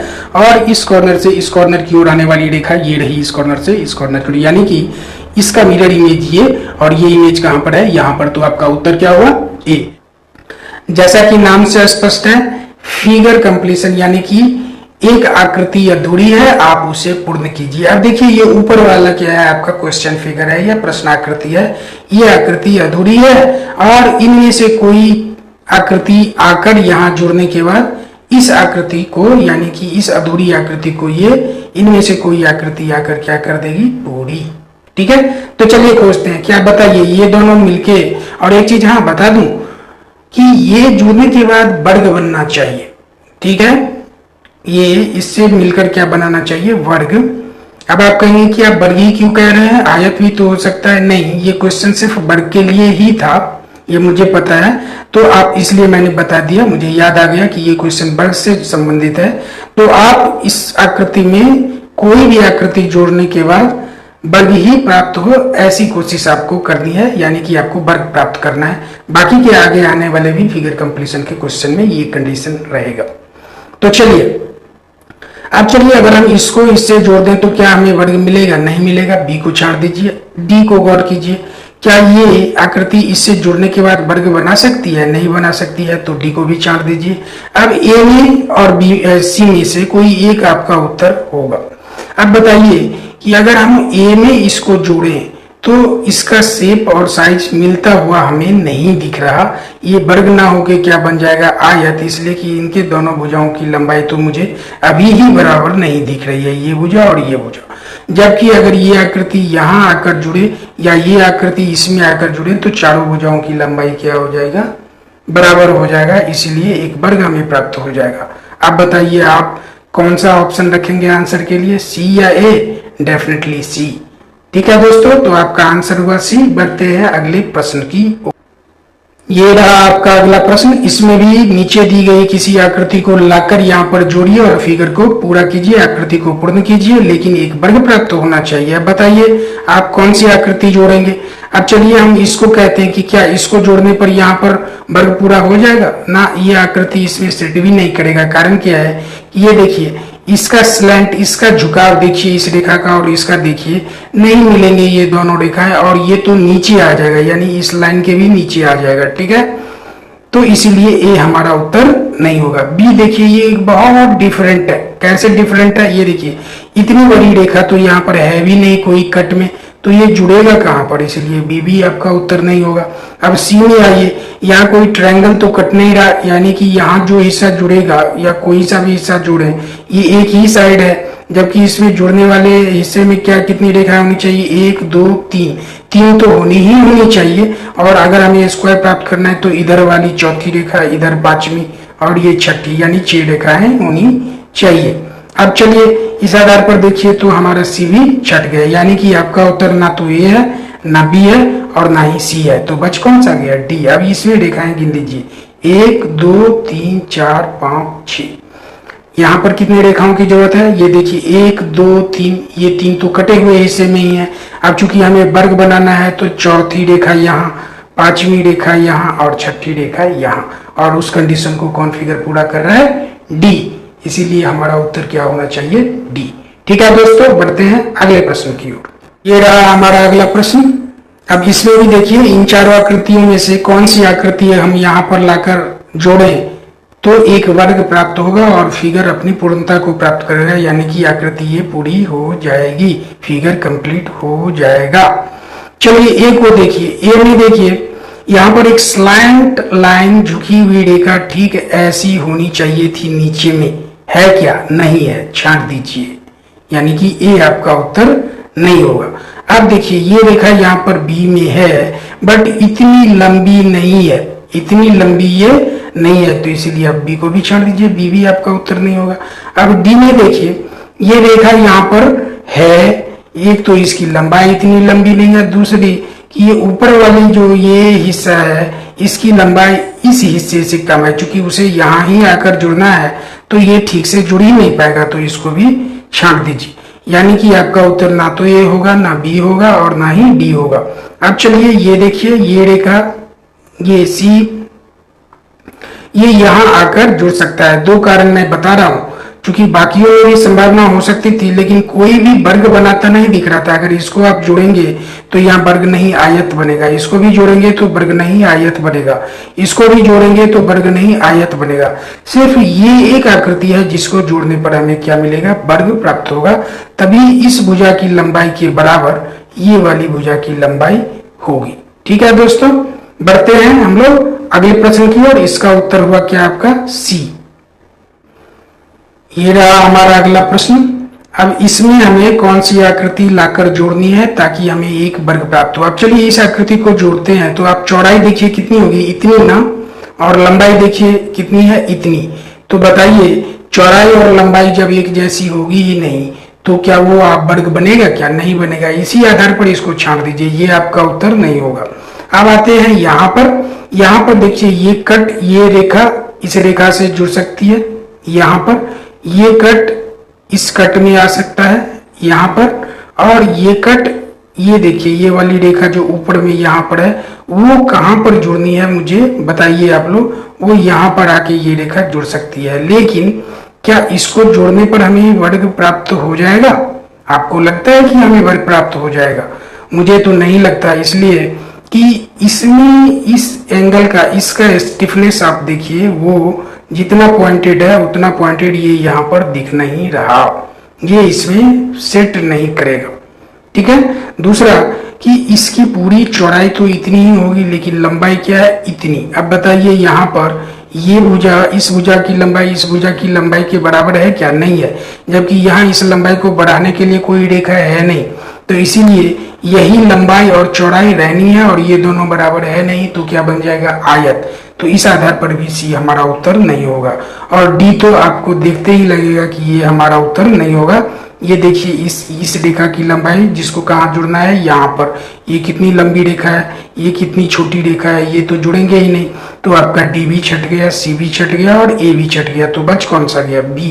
बी में ये देखिए दोनों भुजाओं की लंबाई बराबर हो जाएगी। ये देखिए इसमें जब ये लाइन जुड़ेगी तो इस लाइन के बराबर इन दोनों रेखाओं का योग हो जाएगा, तो हमें एक वर्ग प्राप्त हो जाएगा। इस लाइन के साथ ये लाइन जुड़ जाएगी, इसमें ये आ जाएगा, इसमें ये आ जाएगा, और ये वाली रेखा जहां मेरी उंगली है वो यहाँ आके जुड़ जाएगी। इस तरह से ये फिगर क्या होगा, कंप्लीट हो जाएगा, और वो कंप्लीट फिगर क्या होगा, एक वर्ग होगा। यही तो हमारी शर्त है, इसीलिए हमारा उत्तर क्या होगा, बी। ठीक है दोस्तों, बढ़ते हैं अगले प्रश्न की। अब देखिए ये बहुत ही सरल है, आप एक ही नजर में उत्तर को खोज सकते हैं। ये देखिए अगर ये इसका उड़ा हुआ हिस्सा है तो कटा हुआ हिस्सा ऐसा ही होना चाहिए, अंदर की ओर धंसा हुआ। क्या वो ये है, नहीं है। इसमें है, नहीं है। इसमें है, नहीं है। यानी कि आपका उत्तर ना तो बी है, ना ही सी है, और ना ही डी है। और चीज आप आधार ले सकते हैं, आप इन भुजाओं की, ये कटी हुई भुजाओं की संख्या गिन सकते हैं, 1 2 3 4 5। यानी कि जो हिस्सा आकर जुड़नी है उसमें अंदर वाले जो साइड्स होने चाहिए वो 5 होने चाहिए। अब इसमें देखिए अंदर वाले साइड्स कितने, 1 2 3 4 5 6। इसमें 6 हैं। इसमें देखिए 1 2 3 4 5 6 7। इसमें तो 7 हो गए। इसमें तो ये देखिए 1 2 3 4 5 6 7 8। यानी कि इन सब में क्या है, 5 से अधिक, जबकि होने कितने चाहिए थे, 5। 1 जो यहाँ आकर जुड़ेगी, 2 यहाँ आकर जुड़ेगी, 3 यहाँ आकर जुड़ेगी, 4 यहाँ आकर जुड़ेगी, और 5 यहाँ आकर जुड़ेगी। यानी कि अंदर में जो रेखाएं हैं उनकी संख्या कितनी होनी चाहिए, 5। अब ना तो वो बी में है, ना सी में है, ना डी में है, तो क्या ए में है क्या, हाँ। 1 2 3 4 और 5। दूसरा ये उभरी आकृति, ये देखिए यहाँ पर उतने ही हिस्सा ये धसा हुआ है, ये उभरा हुआ हिस्सा इसमें सेट कर जाएगा और ये दोनों मिलके एक वर्ग बना लेगा और हमारी आकृति को कंप्लीट कर देगा, हमारे फिगर को पूर्ण कर देगा, कंप्लीट कर देगा। इसीलिए हमारा उत्तर क्या है? ए।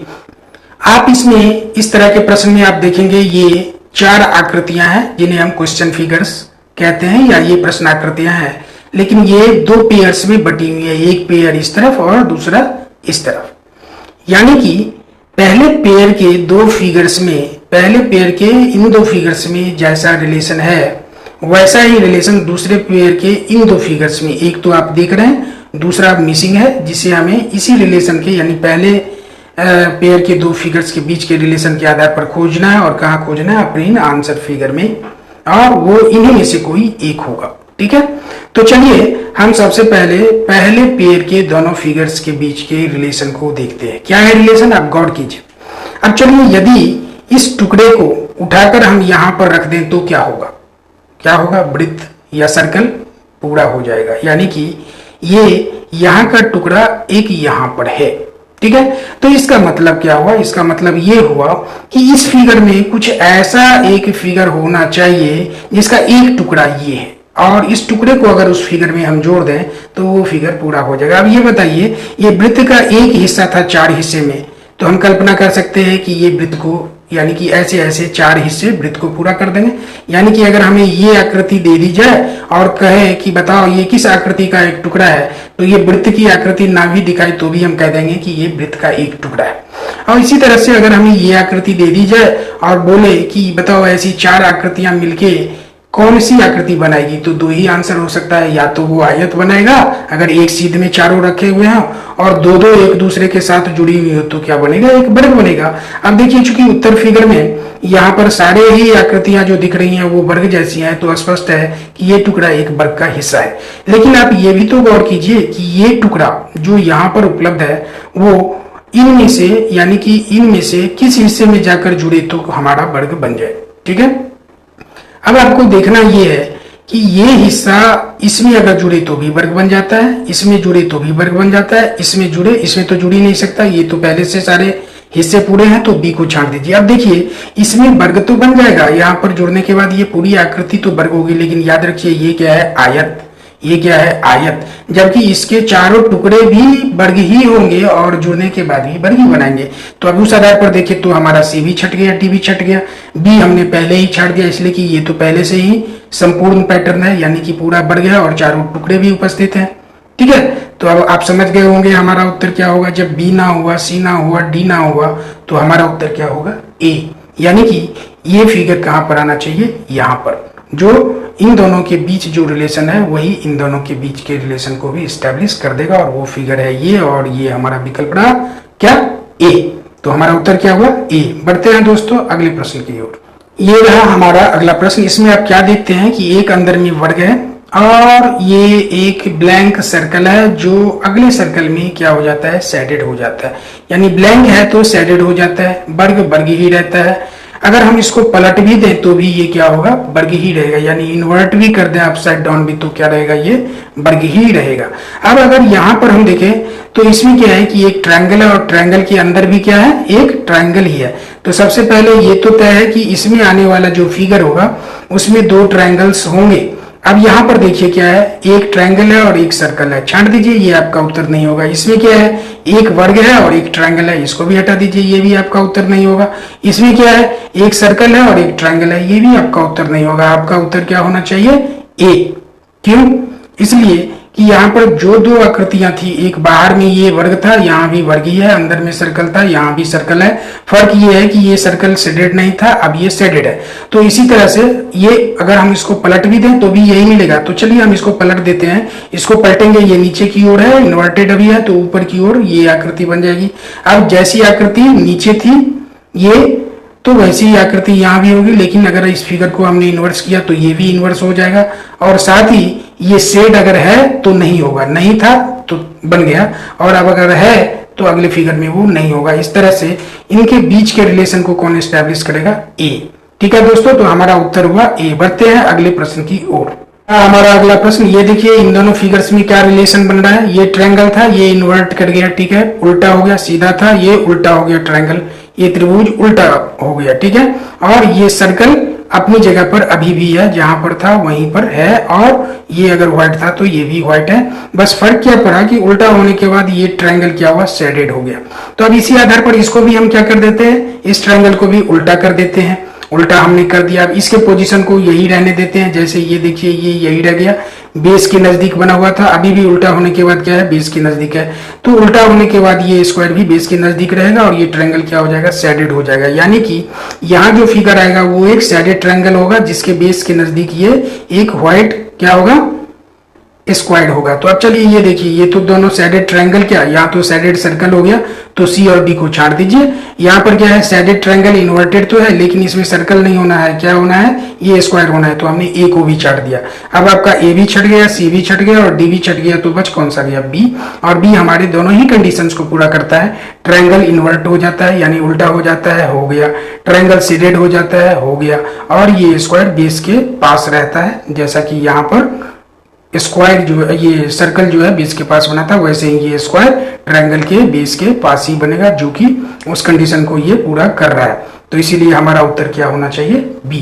ठीक है दोस्तों, बढ़ते हैं अगले प्रश्न की ओर। ये रहा हमारा अगला प्रश्न। इसमें आप क्या देख रहे हैं, इन दोनों फिगर्स के बीच के आप रिलेशन को देखिए, कुछ नहीं हो रहा है, सिंपल क्या है, यहाँ पर इन दोनों सिंबल्स के का पोजीशन जो है वो इंटरचेंज हो रहा है। सर्कल जो यहाँ इस कॉर्नर में था, अगले फिगर में इस कॉर्नर में चला गया, और ये शेड वाला रेक्टेंगल जो इस कॉर्नर में था, अगले फिगर में क्या हुआ, यहाँ पर इस कॉर्नर में आ गया, जहां पर पहले सर्कल था। यानी कि सर्कल इस रेक्टेंगल का पोजीशन ले लेता है और रेक्टेंगल सर्कल का पोजीशन ले लेता है, यही हो रहा है। एक और चीज आप देख रहे हैं, यहाँ पर क्या है, शेड क्या है, वर्टिकल लाइन है, और यहाँ का शेड क्या है, स्लैंटेड है, यानी तिरछी रेखाएं, ये खड़ी रेखाएं थी। अब यही काम हमें इसी रिलेशन को यहाँ भी स्टैब्लिश कर देना है, हमें हमारा आंसर मिल जाएगा। यानी कि इसको क्या होना है, इस कॉर्नर में आ जाना है, कहां पर, जहां मेरी उंगली है, और ये खड़ी रेखाएं क्या हो जानी है, तिरछी। यानी कि यहाँ एक रेक्टेंगल होगा जो शेडेड होगा, और शेड वाली रेखाएं क्या होगी, तिरछी होगी, ठीक है। और इस कॉर्नर पर क्या होना है, एक सर्कल। तो देखिए इस कॉर्नर पर सर्कल होना था, क्या है, रेक्टेंगल, छाड़ दीजिए। इस कॉर्नर पर सर्कल या रेक्टेंगल कुछ भी नहीं है, जबकि होना क्या चाहिए था, एक सर्कल होना चाहिए था, छाड़ दीजिए। बी को भी, सी में भी क्या है, यहाँ पर सर्कल होना चाहिए था, नहीं है, छाड़ दीजिए। ये देखिए डी में सर्कल है, तो डी आपका आंसर हो सकता है। दूसरा भी कंडीशन ये पूरा कर रहा है। ये देखिए इस कॉर्नर में, ये अगले फिगर में बढ़ के यहाँ आना था, यहाँ आ चुका है। खड़ी रेखा को स्लैंट हो जानी थी, शेड वाली रेखा को, ये स्लैंट हो चुकी है। अब बताइए आपका आंसर आपको मिल गया, चूंकि तीनों ही कंडीशंस पूरे हो गए। सर्कल इस कॉर्नर में, रेक्टेंगल इस कॉर्नर में, रेक्टेंगल को शेडेड होना है, और शेडेड रेखाएं, जो रेखाएं शेड बना रही है वो स्लैंटेड होनी है। ये सारे कंपोनेंट्स हमारे रिक्वायर्ड मिल गए, इसलिए हमारा उत्तर क्या है, डी। ठीक है दोस्तों, बढ़ते हैं अगले प्रश्न की। अब देखिए इसमें क्या हम देख रहे हैं, ये इस पेयर फिगर के इस पेयर में आप क्या देख रहे हैं, कुछ नहीं है। ये इस रेखा को आप देखिए, इसके दोनों सिराओं के सिंबल्स यहाँ इस फिगर में क्या हुए हैं, अपने पोजीशंस को एक्सचेंज कर लिया है। ठीक इसी तरह से इस रेखा के दोनों सिंबल्स जो एंड पर जुड़े हुए हैं वो अपने पोजीशन को क्या कर रहे हैं, एक्सचेंज कर रहे हैं। यानी कि कुछ नहीं हो रहा है, सिर्फ पोजीशन एक्सचेंज हो रहा है। या एक चीज और कह सकते हैं आप, इसका मिरर इमेज इसमें बन रहा है। क्या बन रहा है, मिरर इमेज बन रहा है। यदि हम इसको ऐसे ही पलट दें बाईं ओर से दाहिनी ओर, तो ये फिगर हमें मिल जाएगा। तो इसको भी अगर हम ऐसे ही पलट दें बाईं ओर से दाहिनी ओर, तो यहाँ जो फिगर है वो हमें मिल जाएगा क्वेश्चन मार्क की जगह का। तो अगर हम पलट भी दें तो क्या होगा, चूंकि यहाँ तो चलो ये एरो था इस ओर, तो पलटने के बाद इस ओर आ जाएगा। लेकिन यहाँ तो क्या है, दोनों सर्कल्स हैं, तो पलटने के बाद भी यहाँ पर दो सर्कल्स ही ऊपर में होंगे। तो यहाँ पर क्या है, ये देखिए दो एरो हेड है, छाड़ दीजिए। यहाँ पर दो सर्कल है, ये अभी आपका उत्तर हो सकता है। और फिगर्स में देख लेते हैं कहाँ सर्कल है, इसमें नहीं है। यहाँ पर दो सर्कल्स होने चाहिए थे, तो इसको भी आप क्या करिए, हटा ही दीजिए। ये आपका उत्तर नहीं होगा। सी आपका उत्तर नहीं है। डी ये भी आपका उत्तर नहीं है, दो सर्कल होना चाहिए, ये भी नहीं है। तो अब देखिए आपका पोजीशन क्या बनता है। इस लिहाज से अगर आप देखते हैं तो आपका उत्तर क्या होता है, बी। ठीक है, आपका उत्तर क्या होगा, बी। लेकिन और किसी एंगल से हम देखते हैं कि क्या हमारा उत्तर और कोई हो सकता है क्या, या हम सही है। अब चलिए, एक तो हमने देखा था शुरू वाला जो हमने लॉजिक दिया कि अगर हम इस रेखा के दोनों एंड पर जुड़े दोनों सिंबल्स को देखें तो वो क्या करते हैं, अपने पोजीशन से एक्सचेंज कर लेते हैं। ठीक इसी तरह से यहाँ भी हो रहा है। तो उस हिसाब से इस सर्कल को कहाँ आ जाना चाहिए था, यहाँ, और इस सर्कल को कहाँ आ जाना चाहिए था, यहाँ, और दोनों एरो हेड को कहाँ आ जाना चाहिए था, ऊपर में। ठीक है, यानी कि यहाँ जो आंसर फिगर आएगा वो क्या होगा, दोनों एरो हेड ऊपर और दोनों सर्कल नीचे। उस आधार पर तो हमारा आंसर क्या बनता है, ए। अब देखिए आपके आंसर में दो ऑप्शंस आ रहे हैं। अगर ये इसका मिरर इमेज है जो कि है भी, तो उस हिसाब से क्या होगा, इसका आंसर हो जाएगा बी। और अगर हम इस लिहाज से देखें कि यहाँ पर पोजीशन सिंबल्स अपने चेंज कर रहे हैं, तो उस हिसाब से हमारा आंसर क्या हो जाएगा, ए। अब आपको फैसला करना है, मैं आप पर छोड़ देता हूं। आंसर्स दोनों ही हो जाएंगे, आप या तो ए रखें या बी रखें। अब देखिए प्रश्न क्या है, नाम से ही स्पष्ट है, ऑड वन आउट, अर्थात इन 4 फिगर्स में से, इन 4 फिगर्स में से कोई 3 फिगर यानी कि कोई 3 फिगर्स किसी न किसी अर्थ में एक दूसरे से समानता या सिमिलरिटी रखते हैं, लेकिन कोई एक फिगर उसी आधार पर या किसी आधार पर बाकी के तीनों फिगर से भिन्न होता है। तो जो फिगर भिन्न है हमें वही फिगर खोजना है और वही हमारा आंसर होगा। ठीक है दोस्तों, तो चलिए हम लोग खोजते हैं कि ऐसा कौन सा फिगर है। अब एक चीज आप गौर करिए, ये वाली रेखा क्या है, या तो हॉरिजॉन्टल है या वर्टिकल है। क्या है, या तो हॉरिजॉन्टल है या वर्टिकल है। यहाँ देखिए हॉरिजॉन्टल, वर्टिकल, हॉरिजॉन्टल। लेकिन यहां पर क्या है, ये क्या है, स्लैंट है, तिरछी ये है। ठीक है, ये ना तो हॉरिजॉन्टल है ना वर्टिकल है। दूसरा आधार हम ले सकते हैं कि ये दोनों सिराओं पर जुड़ी हुई रेखाएं किसी न किसी साइड की ओर वर्टिकली पॉइंटेड है। क्या है कि 90 डिग्री पर इधर आगे की ओर और इधर नीचे की ओर बढ़ रहे हैं। इसी तरह से 90 डिग्री पर ये रेखा इस साइड की ओर, अपोजिट साइड्स की ओर इधर बढ़ रही है। ये देखिए यहाँ भी 90 डिग्री पर ये इधर बढ़ रही है, इधर बढ़ रही है, लेकिन यहाँ पर क्या है, 90 डिग्री पर बढ़ रही है क्या, नहीं बढ़ रही है। तो इन चारों में से ऑड कौन सा हो गया, डी। बाकी तीनों में कुछ ना कुछ सिमिलरिटी, अभी मैंने 2 ग्राउंड्स बताए, आप खोजेंगे तो हो सकता है और ग्राउंड्स मिले।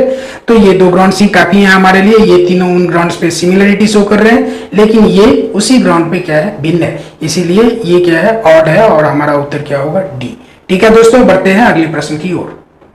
ये रहा हमारा अगला प्रश्न। इसमें 4 आकृतियां दी गई हैं। कोई 3 आकृति आपस में समानता रखती हैं और एक आकृति बाकी के 3 आकृतियों से भिन्न है, लेकिन कैसे और कौन, यही तो हमें पता करना है। अब ये देखिए, ये क्या है, चारों ही 4 साइडेड फिगर्स हैं अंदर में, लेकिन एक अंतर आप इसको देखते ही पाएंगे, वो क्या है कि इसके चारों साइड से 90 डिग्री पर जुड़े हुए हैं, इसके चारों साइड से 90 डिग्री पर जुड़े हुए हैं, इसके चारों साइड से 90 डिग्री पर जुड़े हुए हैं, लेकिन इसके चारों साइड्स क्या है, 90 डिग्री पर नहीं जुड़े हुए हैं। ये आप कह सकते हैं कि इसमें 2 स्क्वायर है, एक रेक्टेंगल है और ये भी एक, ये तो पैरेललोग्राम लग रहा है, ये पैरेललोग्राम है, लेकिन हम उस आधार पर नहीं, हम इस आधार पर इसमें अंतर या साम्यता या सिमिलरिटी या डिफरेंसेस दिखाएंगे कि ये चारों ही भुजाएं, ये चारों ही भुजाएं और ये चारों ही भुजाएं आपस में 90 डिग्री पर जुड़ी हुई हैं, जबकि इस फिगर में ऐसा नहीं है। या तो 90 से अधिक के कोण पर जुड़ी हुई है या फिर 90 से कम के कोण पर जुड़ी हुई है, इसीलिए ये आकृति बाकी आकृतियों से भिन्न है, ऑड है, इसीलिए हमारा उत्तर क्या है, डी। ठीक है दोस्तों, बढ़ते हैं अगले प्रश्न की ओर। हमारा अगला प्रश्न बहुत ही सरल है, आप अपना दिमाग दौड़ाइए। कोई 3 आकृति एक अर्थ में तो कम से कम जरूर समानता रखती है और एक आकृति भिन्न है, यानी कि 3 आकृतियों में समानता, एक आकृति भिन्न। अब भिन्न आकृति खोजिए, लेकिन उससे पहले उसके ऑड होने, उसके डिफरेंट होने और उसके भिन्न होने का आधार तो आपको बताना पड़ेगा। अब ये देखिए, ए में ये वी इंग्लिश अल्फाबेट का एक लेटर है, तो ये वी को बनाने के लिए आपको कितनी रेखाओं की जरूरत पड़ती है, 2। और अगर मैं पूछूं एल में कितनी रेखाएं हैं, तो आपका जवाब होगा एक बार फिर से 2। और फिर पूछूं कि एफ में कितनी रेखाएं हैं, तो आप कहेंगे 3। और पूछूं कि टी में कितनी रेखाएं हैं, तो हमारा जवाब होगा 2। अब आप बताइए, सिमिलरिटी आपको कुछ दिख रहा है और कुछ भिन्नता दिखने को मिली? ये देखिए, सिमिलरिटी ये है कि टी, एल और वी, ये तीनों ही आकृतियां, या आप कह सकते हैं अंग्रेजी के अल्फाबेट्स, 2 रेखाओं, 2 लाइन से बनी हुई है, जबकि एफ में, एफ को बनाने के लिए हमें 3 लाइन्स, 3 लाइन्स या 3 रेखाओं की जरूरत पड़ती है। तो अब बताइए इसमें ऑड कौन सा हुआ, एफ हुआ ना, तो हमारा उत्तर क्या होना चाहिए, सी, है ना। बढ़ते हैं अगले प्रश्न की ओर। ये रहा हमारा अगला प्रश्न। देखिए कितना आसान है, बहुत आसान है। 4 फिगर्स आपको दिए गए हैं, चारों ही फिगर्स आप अच्छी तरह से पहचानते हैं। ये रहा मेढक, ये रहा मगरमच्छ, ये रहा केकड़ा और ये रही मछली। अब बताइए, आपसे मैं पूछता हूं कि इनमें समानता क्या और भिन्नता क्या, आप क्या जानते हैं, इनमें समानता किस आधार पर आप दिखाएंगे? ये पानी में मेंढक रहता है, बिल्कुल सही। मगरमच्छ भी रहता है, मान लेंगे। ये केकड़ा भी रहता है, मान लेते हैं। और ये मछली भी रहती है, ये तो मानना ही पड़ेगा। तो ये तो हुई समानता। और हमारा प्रश्न है कि इसमें से एक बाकी के 3 से किसी न किसी अर्थ में भिन्न है, तो हमें खोजना क्या है, भिन्नता। अब भिन्नता खोजने की कोशिश करते हैं। ये देखिए, क्या आपने मेढक को जमीन पर रहते हुए देखा? यानी कि मेढक एक ऐसा जीव है जो पानी में भी रहता है और जमीन पर भी चलता फिरता है, जमीन पर भी रहता है। मगरमच्छ के साथ भी यही कहानी है, ये जमीन पर जिंदा रह सकता है, ठीक है। केकड़ा भी जमीन पर जिंदा रह सकता है, अगर पानी में ना भी रहे तो ये जिंदा रह सकता है। लेकिन मछली तो कुछ ही देर में मर जाएगी। अगर इसको हम जमीन पर ले आके रख दें तो कुछ ही देर में मछली मर जाएगी। यानी कि बाकी के तीन चाहे समय जो हो, लेकिन जमीन पर तो सरवाइव कर ही सकते हैं। 1 घंटे के लिए या 50 घंटे के लिए जमीन पर ये तीनों ही सरवाइव कर सकते हैं कुछ समय के लिए, लेकिन मछली नहीं। मछली को अगर हम जमीन पर ले आके रख दें तो ये मर जाएगी। तो बताइए कौन सा भिन्न हुआ? डी हुआ ना। वैसे दोस्तों और भी आधार हो सकते हैं, अगर आप खोजेंगे तो और भी आधार होंगे। अब जैसे मैं ही एक और बता देता हूँ। ये देखिए, ये अपने पैर पर चल सकता है, मेढक अपने पैर से चल सकता है, मगरमच्छ भी चल सकता है, इसके भी पैर होते हैं, केकड़े के भी पैर होते हैं, ये पैर पर चल सकता है, ठीक है। लेकिन क्या मछली के पैर आपने देखे हैं? नहीं, इसके फिन्स होते हैं, डैने होते हैं, जिससे ये पानी में तैरती है। तो इस आधार पर भी ये भिन्न है, ठीक है। लेकिन भिन्न कौन सा है इसमें? इन चारों में से और कौन सा है? मछली। तो हमारा उत्तर क्या होना चाहिए? डी। बढ़ते हैं दोस्तों अगले प्रश्न की ओर। ये रहा हमारा अगला प्रश्न। इसमें भी आप 4 जानवर देख रहे हैं। ये रहा कुत्ता, ये रही बकरी, ये गाय और ये भैंस। अब बताइए इनमें समानता क्या है? समानता तो ये है कि चारों चार पैर वाले जीव हैं, चारों के लंबी या छोटी पूंछ होते हैं, चारों के 2-2 कान हैं, ठीक है। अब ये सब तो समानता है, लेकिन हमें खोजना है भिन्नता, जिसमें 3 तो समान होंगे कुछ आधार पर, लेकिन एक कोई भिन्न होगा। अब ये देखिए, बकरी दूध देती है, गाय दूध देती है, हम खाते भी हैं, भैंस भी दूध देता है। ये इस भैंस के दूध को भी हम खाते हैं, बकरी के दूध को भी, और गाय के दूध को भी हम खाते हैं। लेकिन क्या कभी आपने कुत्ते को दूध देते देखा है? नहीं ना। कुत्ता दूध नहीं देती है अपने बच्चों के लिए। हम लोग इंसान प्रयोग नहीं करते उसका। तो इस आधार पर भी हम कह सकते हैं कि कुत्ता डिफरेंट है। चलिए दूसरा कोई आधार खोजते हैं। आपने कई बकरियों के सींग देखे होंगे, है ना, हॉर्न्स होते हैं, बकरियों में भी हॉर्न्स होते हैं, गाय के तो होते ही होते हैं और भैंस के भी होते हैं। यानी कि इन तीनों जानवरों के तो सींग होते हैं, लेकिन कुत्ते में कभी आपने हॉर्न देखा, सींग देखा? नहीं देखा ना। इस आधार पर भी आप इसको डिफ्रेंशिएट कर सकते हैं। ये तीनों शाकाहारी जीव हैं, ये मांसाहारी है।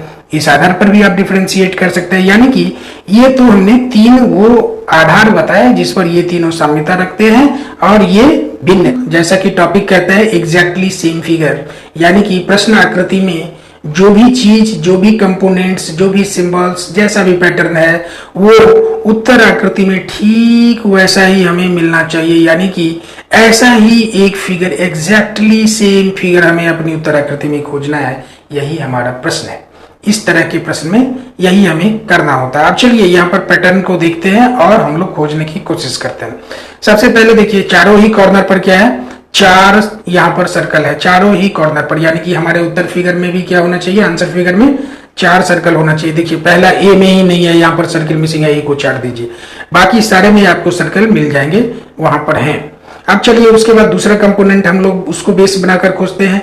यहाँ देखिए, इन दोनों पोजीशंस पर प्लस होना चाहिए। इसमें है, यहाँ पर है, देख लीजिए, यहाँ पर भी है। लेकिन आप डी में देखिए, यहाँ पर वो प्लस मिसिंग है, अर्थात आपका उत्तर डी भी नहीं होगा। यानी कि ए और डी आपका छट गया। या तो आपका आंसर बी है या फिर आपका आंसर सी है। अब बी और सी में से कौन सा आपका आंसर होगा, यही हमें खोजना है। अब इसमें देखिए, यहाँ पर इसको, यहाँ मेरी उंगलियां उस कर्व को देखिए और इस कर्व को देखिए, दोनों एक ही दिशा में एक ही तरह से हैं। क्या यहाँ पर इस फिगर में ऐसा है? नहीं, अपोजिट है। ये देखिए, अगर ये कर्व इस ओर बढ़ रहा है तो ये कर्व इस ओर बढ़ रहा है, जबकि इस फिगर में क्या है? दोनों कर्व एक ही दिशा की ओर बढ़ रहा है। यहाँ पर देखिए, ये इस ओर बढ़ रहा है, ये इस ओर बढ़ रहा है। यानी कि बी आपका उत्तर नहीं है। आपका उत्तर कौन सा है? सी। यानी कि आपके दिए गए क्वेश्चन फिगर के सारे कंपोनेंट्स आपको कहाँ मिल जाते हैं? इस फिगर में, जो है आपका सी विकल्प, इसीलिए आपका उत्तर है सी। ठीक है दोस्तों, बढ़ते हैं अगले प्रश्न की ओर। ये रहा हमारा अगला प्रश्न। आप इसमें कंपोनेंट्स को गौर से देखिए और ठीक ऐसा ही फिगर, ऐसे ही कंपोनेंट्स और ऐसी ही आकृति हमें कहाँ चाहिए? अपने इन आंसर फिगर्स में, इन उत्तर आकृतियों में। ठीक है, तो चलिए इसके पहले कंपोनेंट को हम आधार बनाकर अपने उत्तर को खोजते हैं। गौर से इन दोनों आकृतियों को देख लीजिए। ये एक 4 भुजाओं वाली ये दोनों आकृतियां ठीक एक जैसी हैं। ठीक है, अब आप देखिए कि क्या इस फिगर में यहाँ पर ये दोनों आकृतियां एक जैसी हैं? पहले तो यहाँ पर एक जैसी आपस में नहीं है, दूसरा कि ये इससे मिलता भी नहीं है। तो आप ए को छांट दीजिए, वो आपको बी में दिख रहा है। फिर ये सी में आपको ये दोनों आकृतियां नहीं दिख रही हैं, तो आप सी को भी छांट दीजिए। और डी में देखिए यहाँ भी ये दोनों आकृतियां इन दोनों आकृतियों से नहीं मिलती हैं, इसीलिए डी को भी छांट दीजिए। तो कौन कौन सा छट गया आपका, ए छट गया, सी छट गया और डी छट गया, तो बच कौन सा गया, बी। अब बताइए आपका उत्तर कौन सा होगा ना बी। ठीक है दोस्तों, बढ़ते हैं अगले क्वेश्चन की ओर। कितना आसान है, अगर थोड़ा सा आप दिमाग लगाएंगे और शांति से अपने कंपोनेंट्स या जो भी आपको प्रश्न पूछा जा रहा है उसको आप खोजेंगे तो उत्तर देना बहुत ही आसान हो जाएगा। और एक चीज हाँ, आप इसको याद रखिए, ये सब प्रैक्टिस का परिणाम होता है। पहले सब्जेक्ट को जानिए और फिर उसकी जितनी प्रैक्टिस आप करेंगे उतनी आसानी से आप उत्तर दे सकते हैं। तो ठीक है, बढ़ते हैं अगले प्रश्न की ओर। हमारा अगला प्रश्न, इसमें ये देखिए, आपको इस प्रश्न आकृति में क्या है, इस क्वेश्चन फिगर में क्या है, एक ट्राइंगल को दिखाया गया है जिसके दो कॉर्नर पर ये रेखाएं खींची हुई है, सिर्फ दो कॉर्नर पर। ठीक है, अब हमें ठीक ऐसी आकृति अपने इन आंसर फिगर्स या उत्तर आकृतियों में खोजना है। ठीक है, अब यहाँ पर देखिए दो कॉर्नर, यहाँ पर दो कॉर्नर, यहाँ पर दो कॉर्नर। ठीक है, लेकिन डी में तीन कॉर्नर पे ये रेखाएं खींची हुई हैं। तो चलिए डी को सबसे पहले छांट लेते हैं। अब ये देखिए यहाँ पर इन रेखाओं का पोजीशंस क्या है, ये इन दोनों एंगल्स पे तो नहीं है, इन दोनों कोनों पे ये रेखाएं नहीं है, ये इस साइड पर दोनों, इस साइड के दोनों कोनों पर है, जबकि यहाँ पर देखिए टॉप के दोनों कोनों पर है, तो सी को भी छांट लीजिए। यहाँ पर क्या हुआ, इस साइड पर होना चाहिए था, तो ये अपोजिट साइड पर यहाँ पर ये दोनों कोण बने हुए हैं, तो आप बी को भी छांट लीजिए। तो बी छट गया, सी छट गया, डी छट गया, तो बच कौन सा गया आपका, ए। यहाँ पर देखिए ये हिस्सा आपको ये मिल गया, ये पूरा ट्रायंगल, ये पूरा ट्रायंगल, इस कॉर्नर पर ये रेखा, इस कॉर्नर पर ये रेखा, इस कॉर्नर पर ये रेखा, इस कॉर्नर पर ये रेखा, यानी कि ये दोनों आकृतियां क्या है, एग्जैक्टली सेम है, एक जैसी आकृतियां हैं, इसलिए आपका उत्तर क्या होगा, ए। ठीक है दोस्तों, कितना आसान है। बढ़ते हैं अगले प्रश्न की ओर। ये रहा आपका अगला प्रश्न। अब इसमें आप अपनी प्रश्न आकृति को देखिए और ठीक ऐसी ही आकृति हमें अपने आंसर फिगर्स या उत्तर आकृति में खोजना है, ठीक ऐसी एग्जैक्टली सेम। आप सबसे पहले इस ऊपर के कंपोनेंट को आधार बनाकर देखते हैं, यहाँ पर है, ये अभी हमारा उत्तर हो सकता है, यहाँ पर नहीं है, बी को छांट लीजिए। ये देखिए इसका पोजीशन ये बदल गया, यहाँ आ गया, होना कहाँ चाहिए था, जहां मेरी उंगली है या सर्कल जहां पर आप देख रहे हैं वहां पर, तो बी को आपने क्या किया, छांट दिया। बाकी सी और डी में इसके पोजीशंस सही है। अब चलिए दूसरा कंपोनेंट हम देखते हैं कि लेफ्ट साइड में ये एरो, इस रेखा के एक सिरे से ये एरो नीचे की ओर पॉइंटेड होना चाहिए। अब ये देखिए इसमें एरो की जगह क्या आ गया, ये ब्लैक डॉट, ए को छांट दीजिए। यहाँ पर एरो है, तो अभी बी हमारा आंसर हो सकता है, लेकिन ये तो हमने छांट दिया है ना पहले ही, तो हमें बी को देखना ही नहीं है।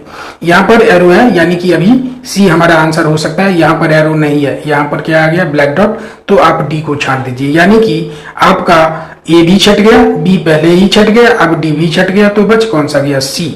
अब सी के कंपोनेंट्स मिला लीजिए। यहाँ पर ये सिंबल है, ये रहा सिंबल, यहाँ पर ये व्हाइट सर्कल है, ये रहा व्हाइट सर्कल, यहाँ पर ये ब्लैक डॉट है, ये रहा ब्लैक डॉट, यहाँ पर ये एरो हेड है, ये रहा एरो हेड, यानी कि इसके सारे कंपोनेंट्स मिलते हैं। ट्रायंगल का साइज भी वही है, ट्रायंगल का पोजीशन और उसका स्टेटस भी वही है, यानी कि ये दोनों ही फिगर क्या है, एग्जैक्टली सेम है, इसीलिए आपका उत्तर क्या है, सी। समझ रहे हैं ना। ठीक है, बढ़ते हैं अगले प्रश्न की ओर। सबसे पहले अपने फिगर, जो आपका क्वेश्चन फिगर दिया हुआ है उसके कंपोनेंट्स को गौर कीजिए। यहाँ टॉप के इस रेखा पर क्या है, एक एरो लगा हुआ है, यहाँ पर क्या है, इस कॉर्नर में एक ब्लैक डॉट है और इसमें एक क्या है, मल्टीप्लिकेशन का साइन है। तो सबसे पहले चलिए इस एरो के आधार पर हम अपने कुछ आंसर्स को छांट लेते हैं, यानी कि देखते हैं कि क्या हम कुछ ऐसे विकल्प को छांट सकते हैं जो हमारे उत्तर नहीं हो सकते। अब ये देखिए एरो का आप डायरेक्शन देखिए और उस आधार पर ये देखिए डायरेक्शन यहाँ पर उल्टा है, छांट दीजिए। यहाँ पर भी उल्टा है, इसको भी छांट दीजिए, यानी कि ए और बी तो आपके उत्तर हो ही नहीं सकते। इन दोनों में एरो का डायरेक्शन वही है जो हमारे क्वेश्चन फिगर में है।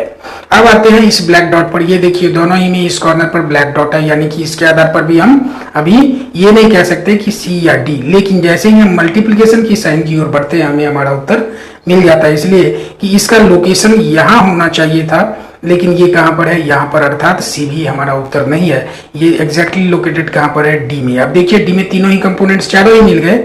ये एक ट्रायंगल, एरो हेड की दिशा देखिए सेम है, ये देखिए ब्लैक डॉट का लोकेशन सेम है और ये देखिए मल्टीप्लिकेशन के साइन का लोकेशन सेम है, यानी कि ये फिगर क्या है, एग्जैक्टली ये फिगर इसके सेम है, यानी ये दोनों एग्जैक्टली सेम फिगर्स हैं, इसलिए हमारा आंसर क्या है, डी। समझ रहे हैं दोस्तों, बहुत ही सरल रहा ये आज का क्लास, बहुत ही साधारण था। आशा है आपने बहुत आसानी से इसको समझा होगा और सीखा होगा। अगर आपको लगता है कि आपकी भाषा में हम आपको बताने, समझाने, पढ़ाने में सफल हैं थोड़ा सा भी, तो आप इस चैनल को जरूर सब्सक्राइब कर लें। साथ साथ पढ़ने के लिए आप लोगों का बहुत बहुत धन्यवाद। मिलते हैं आप लोगों से अगले क्लास में।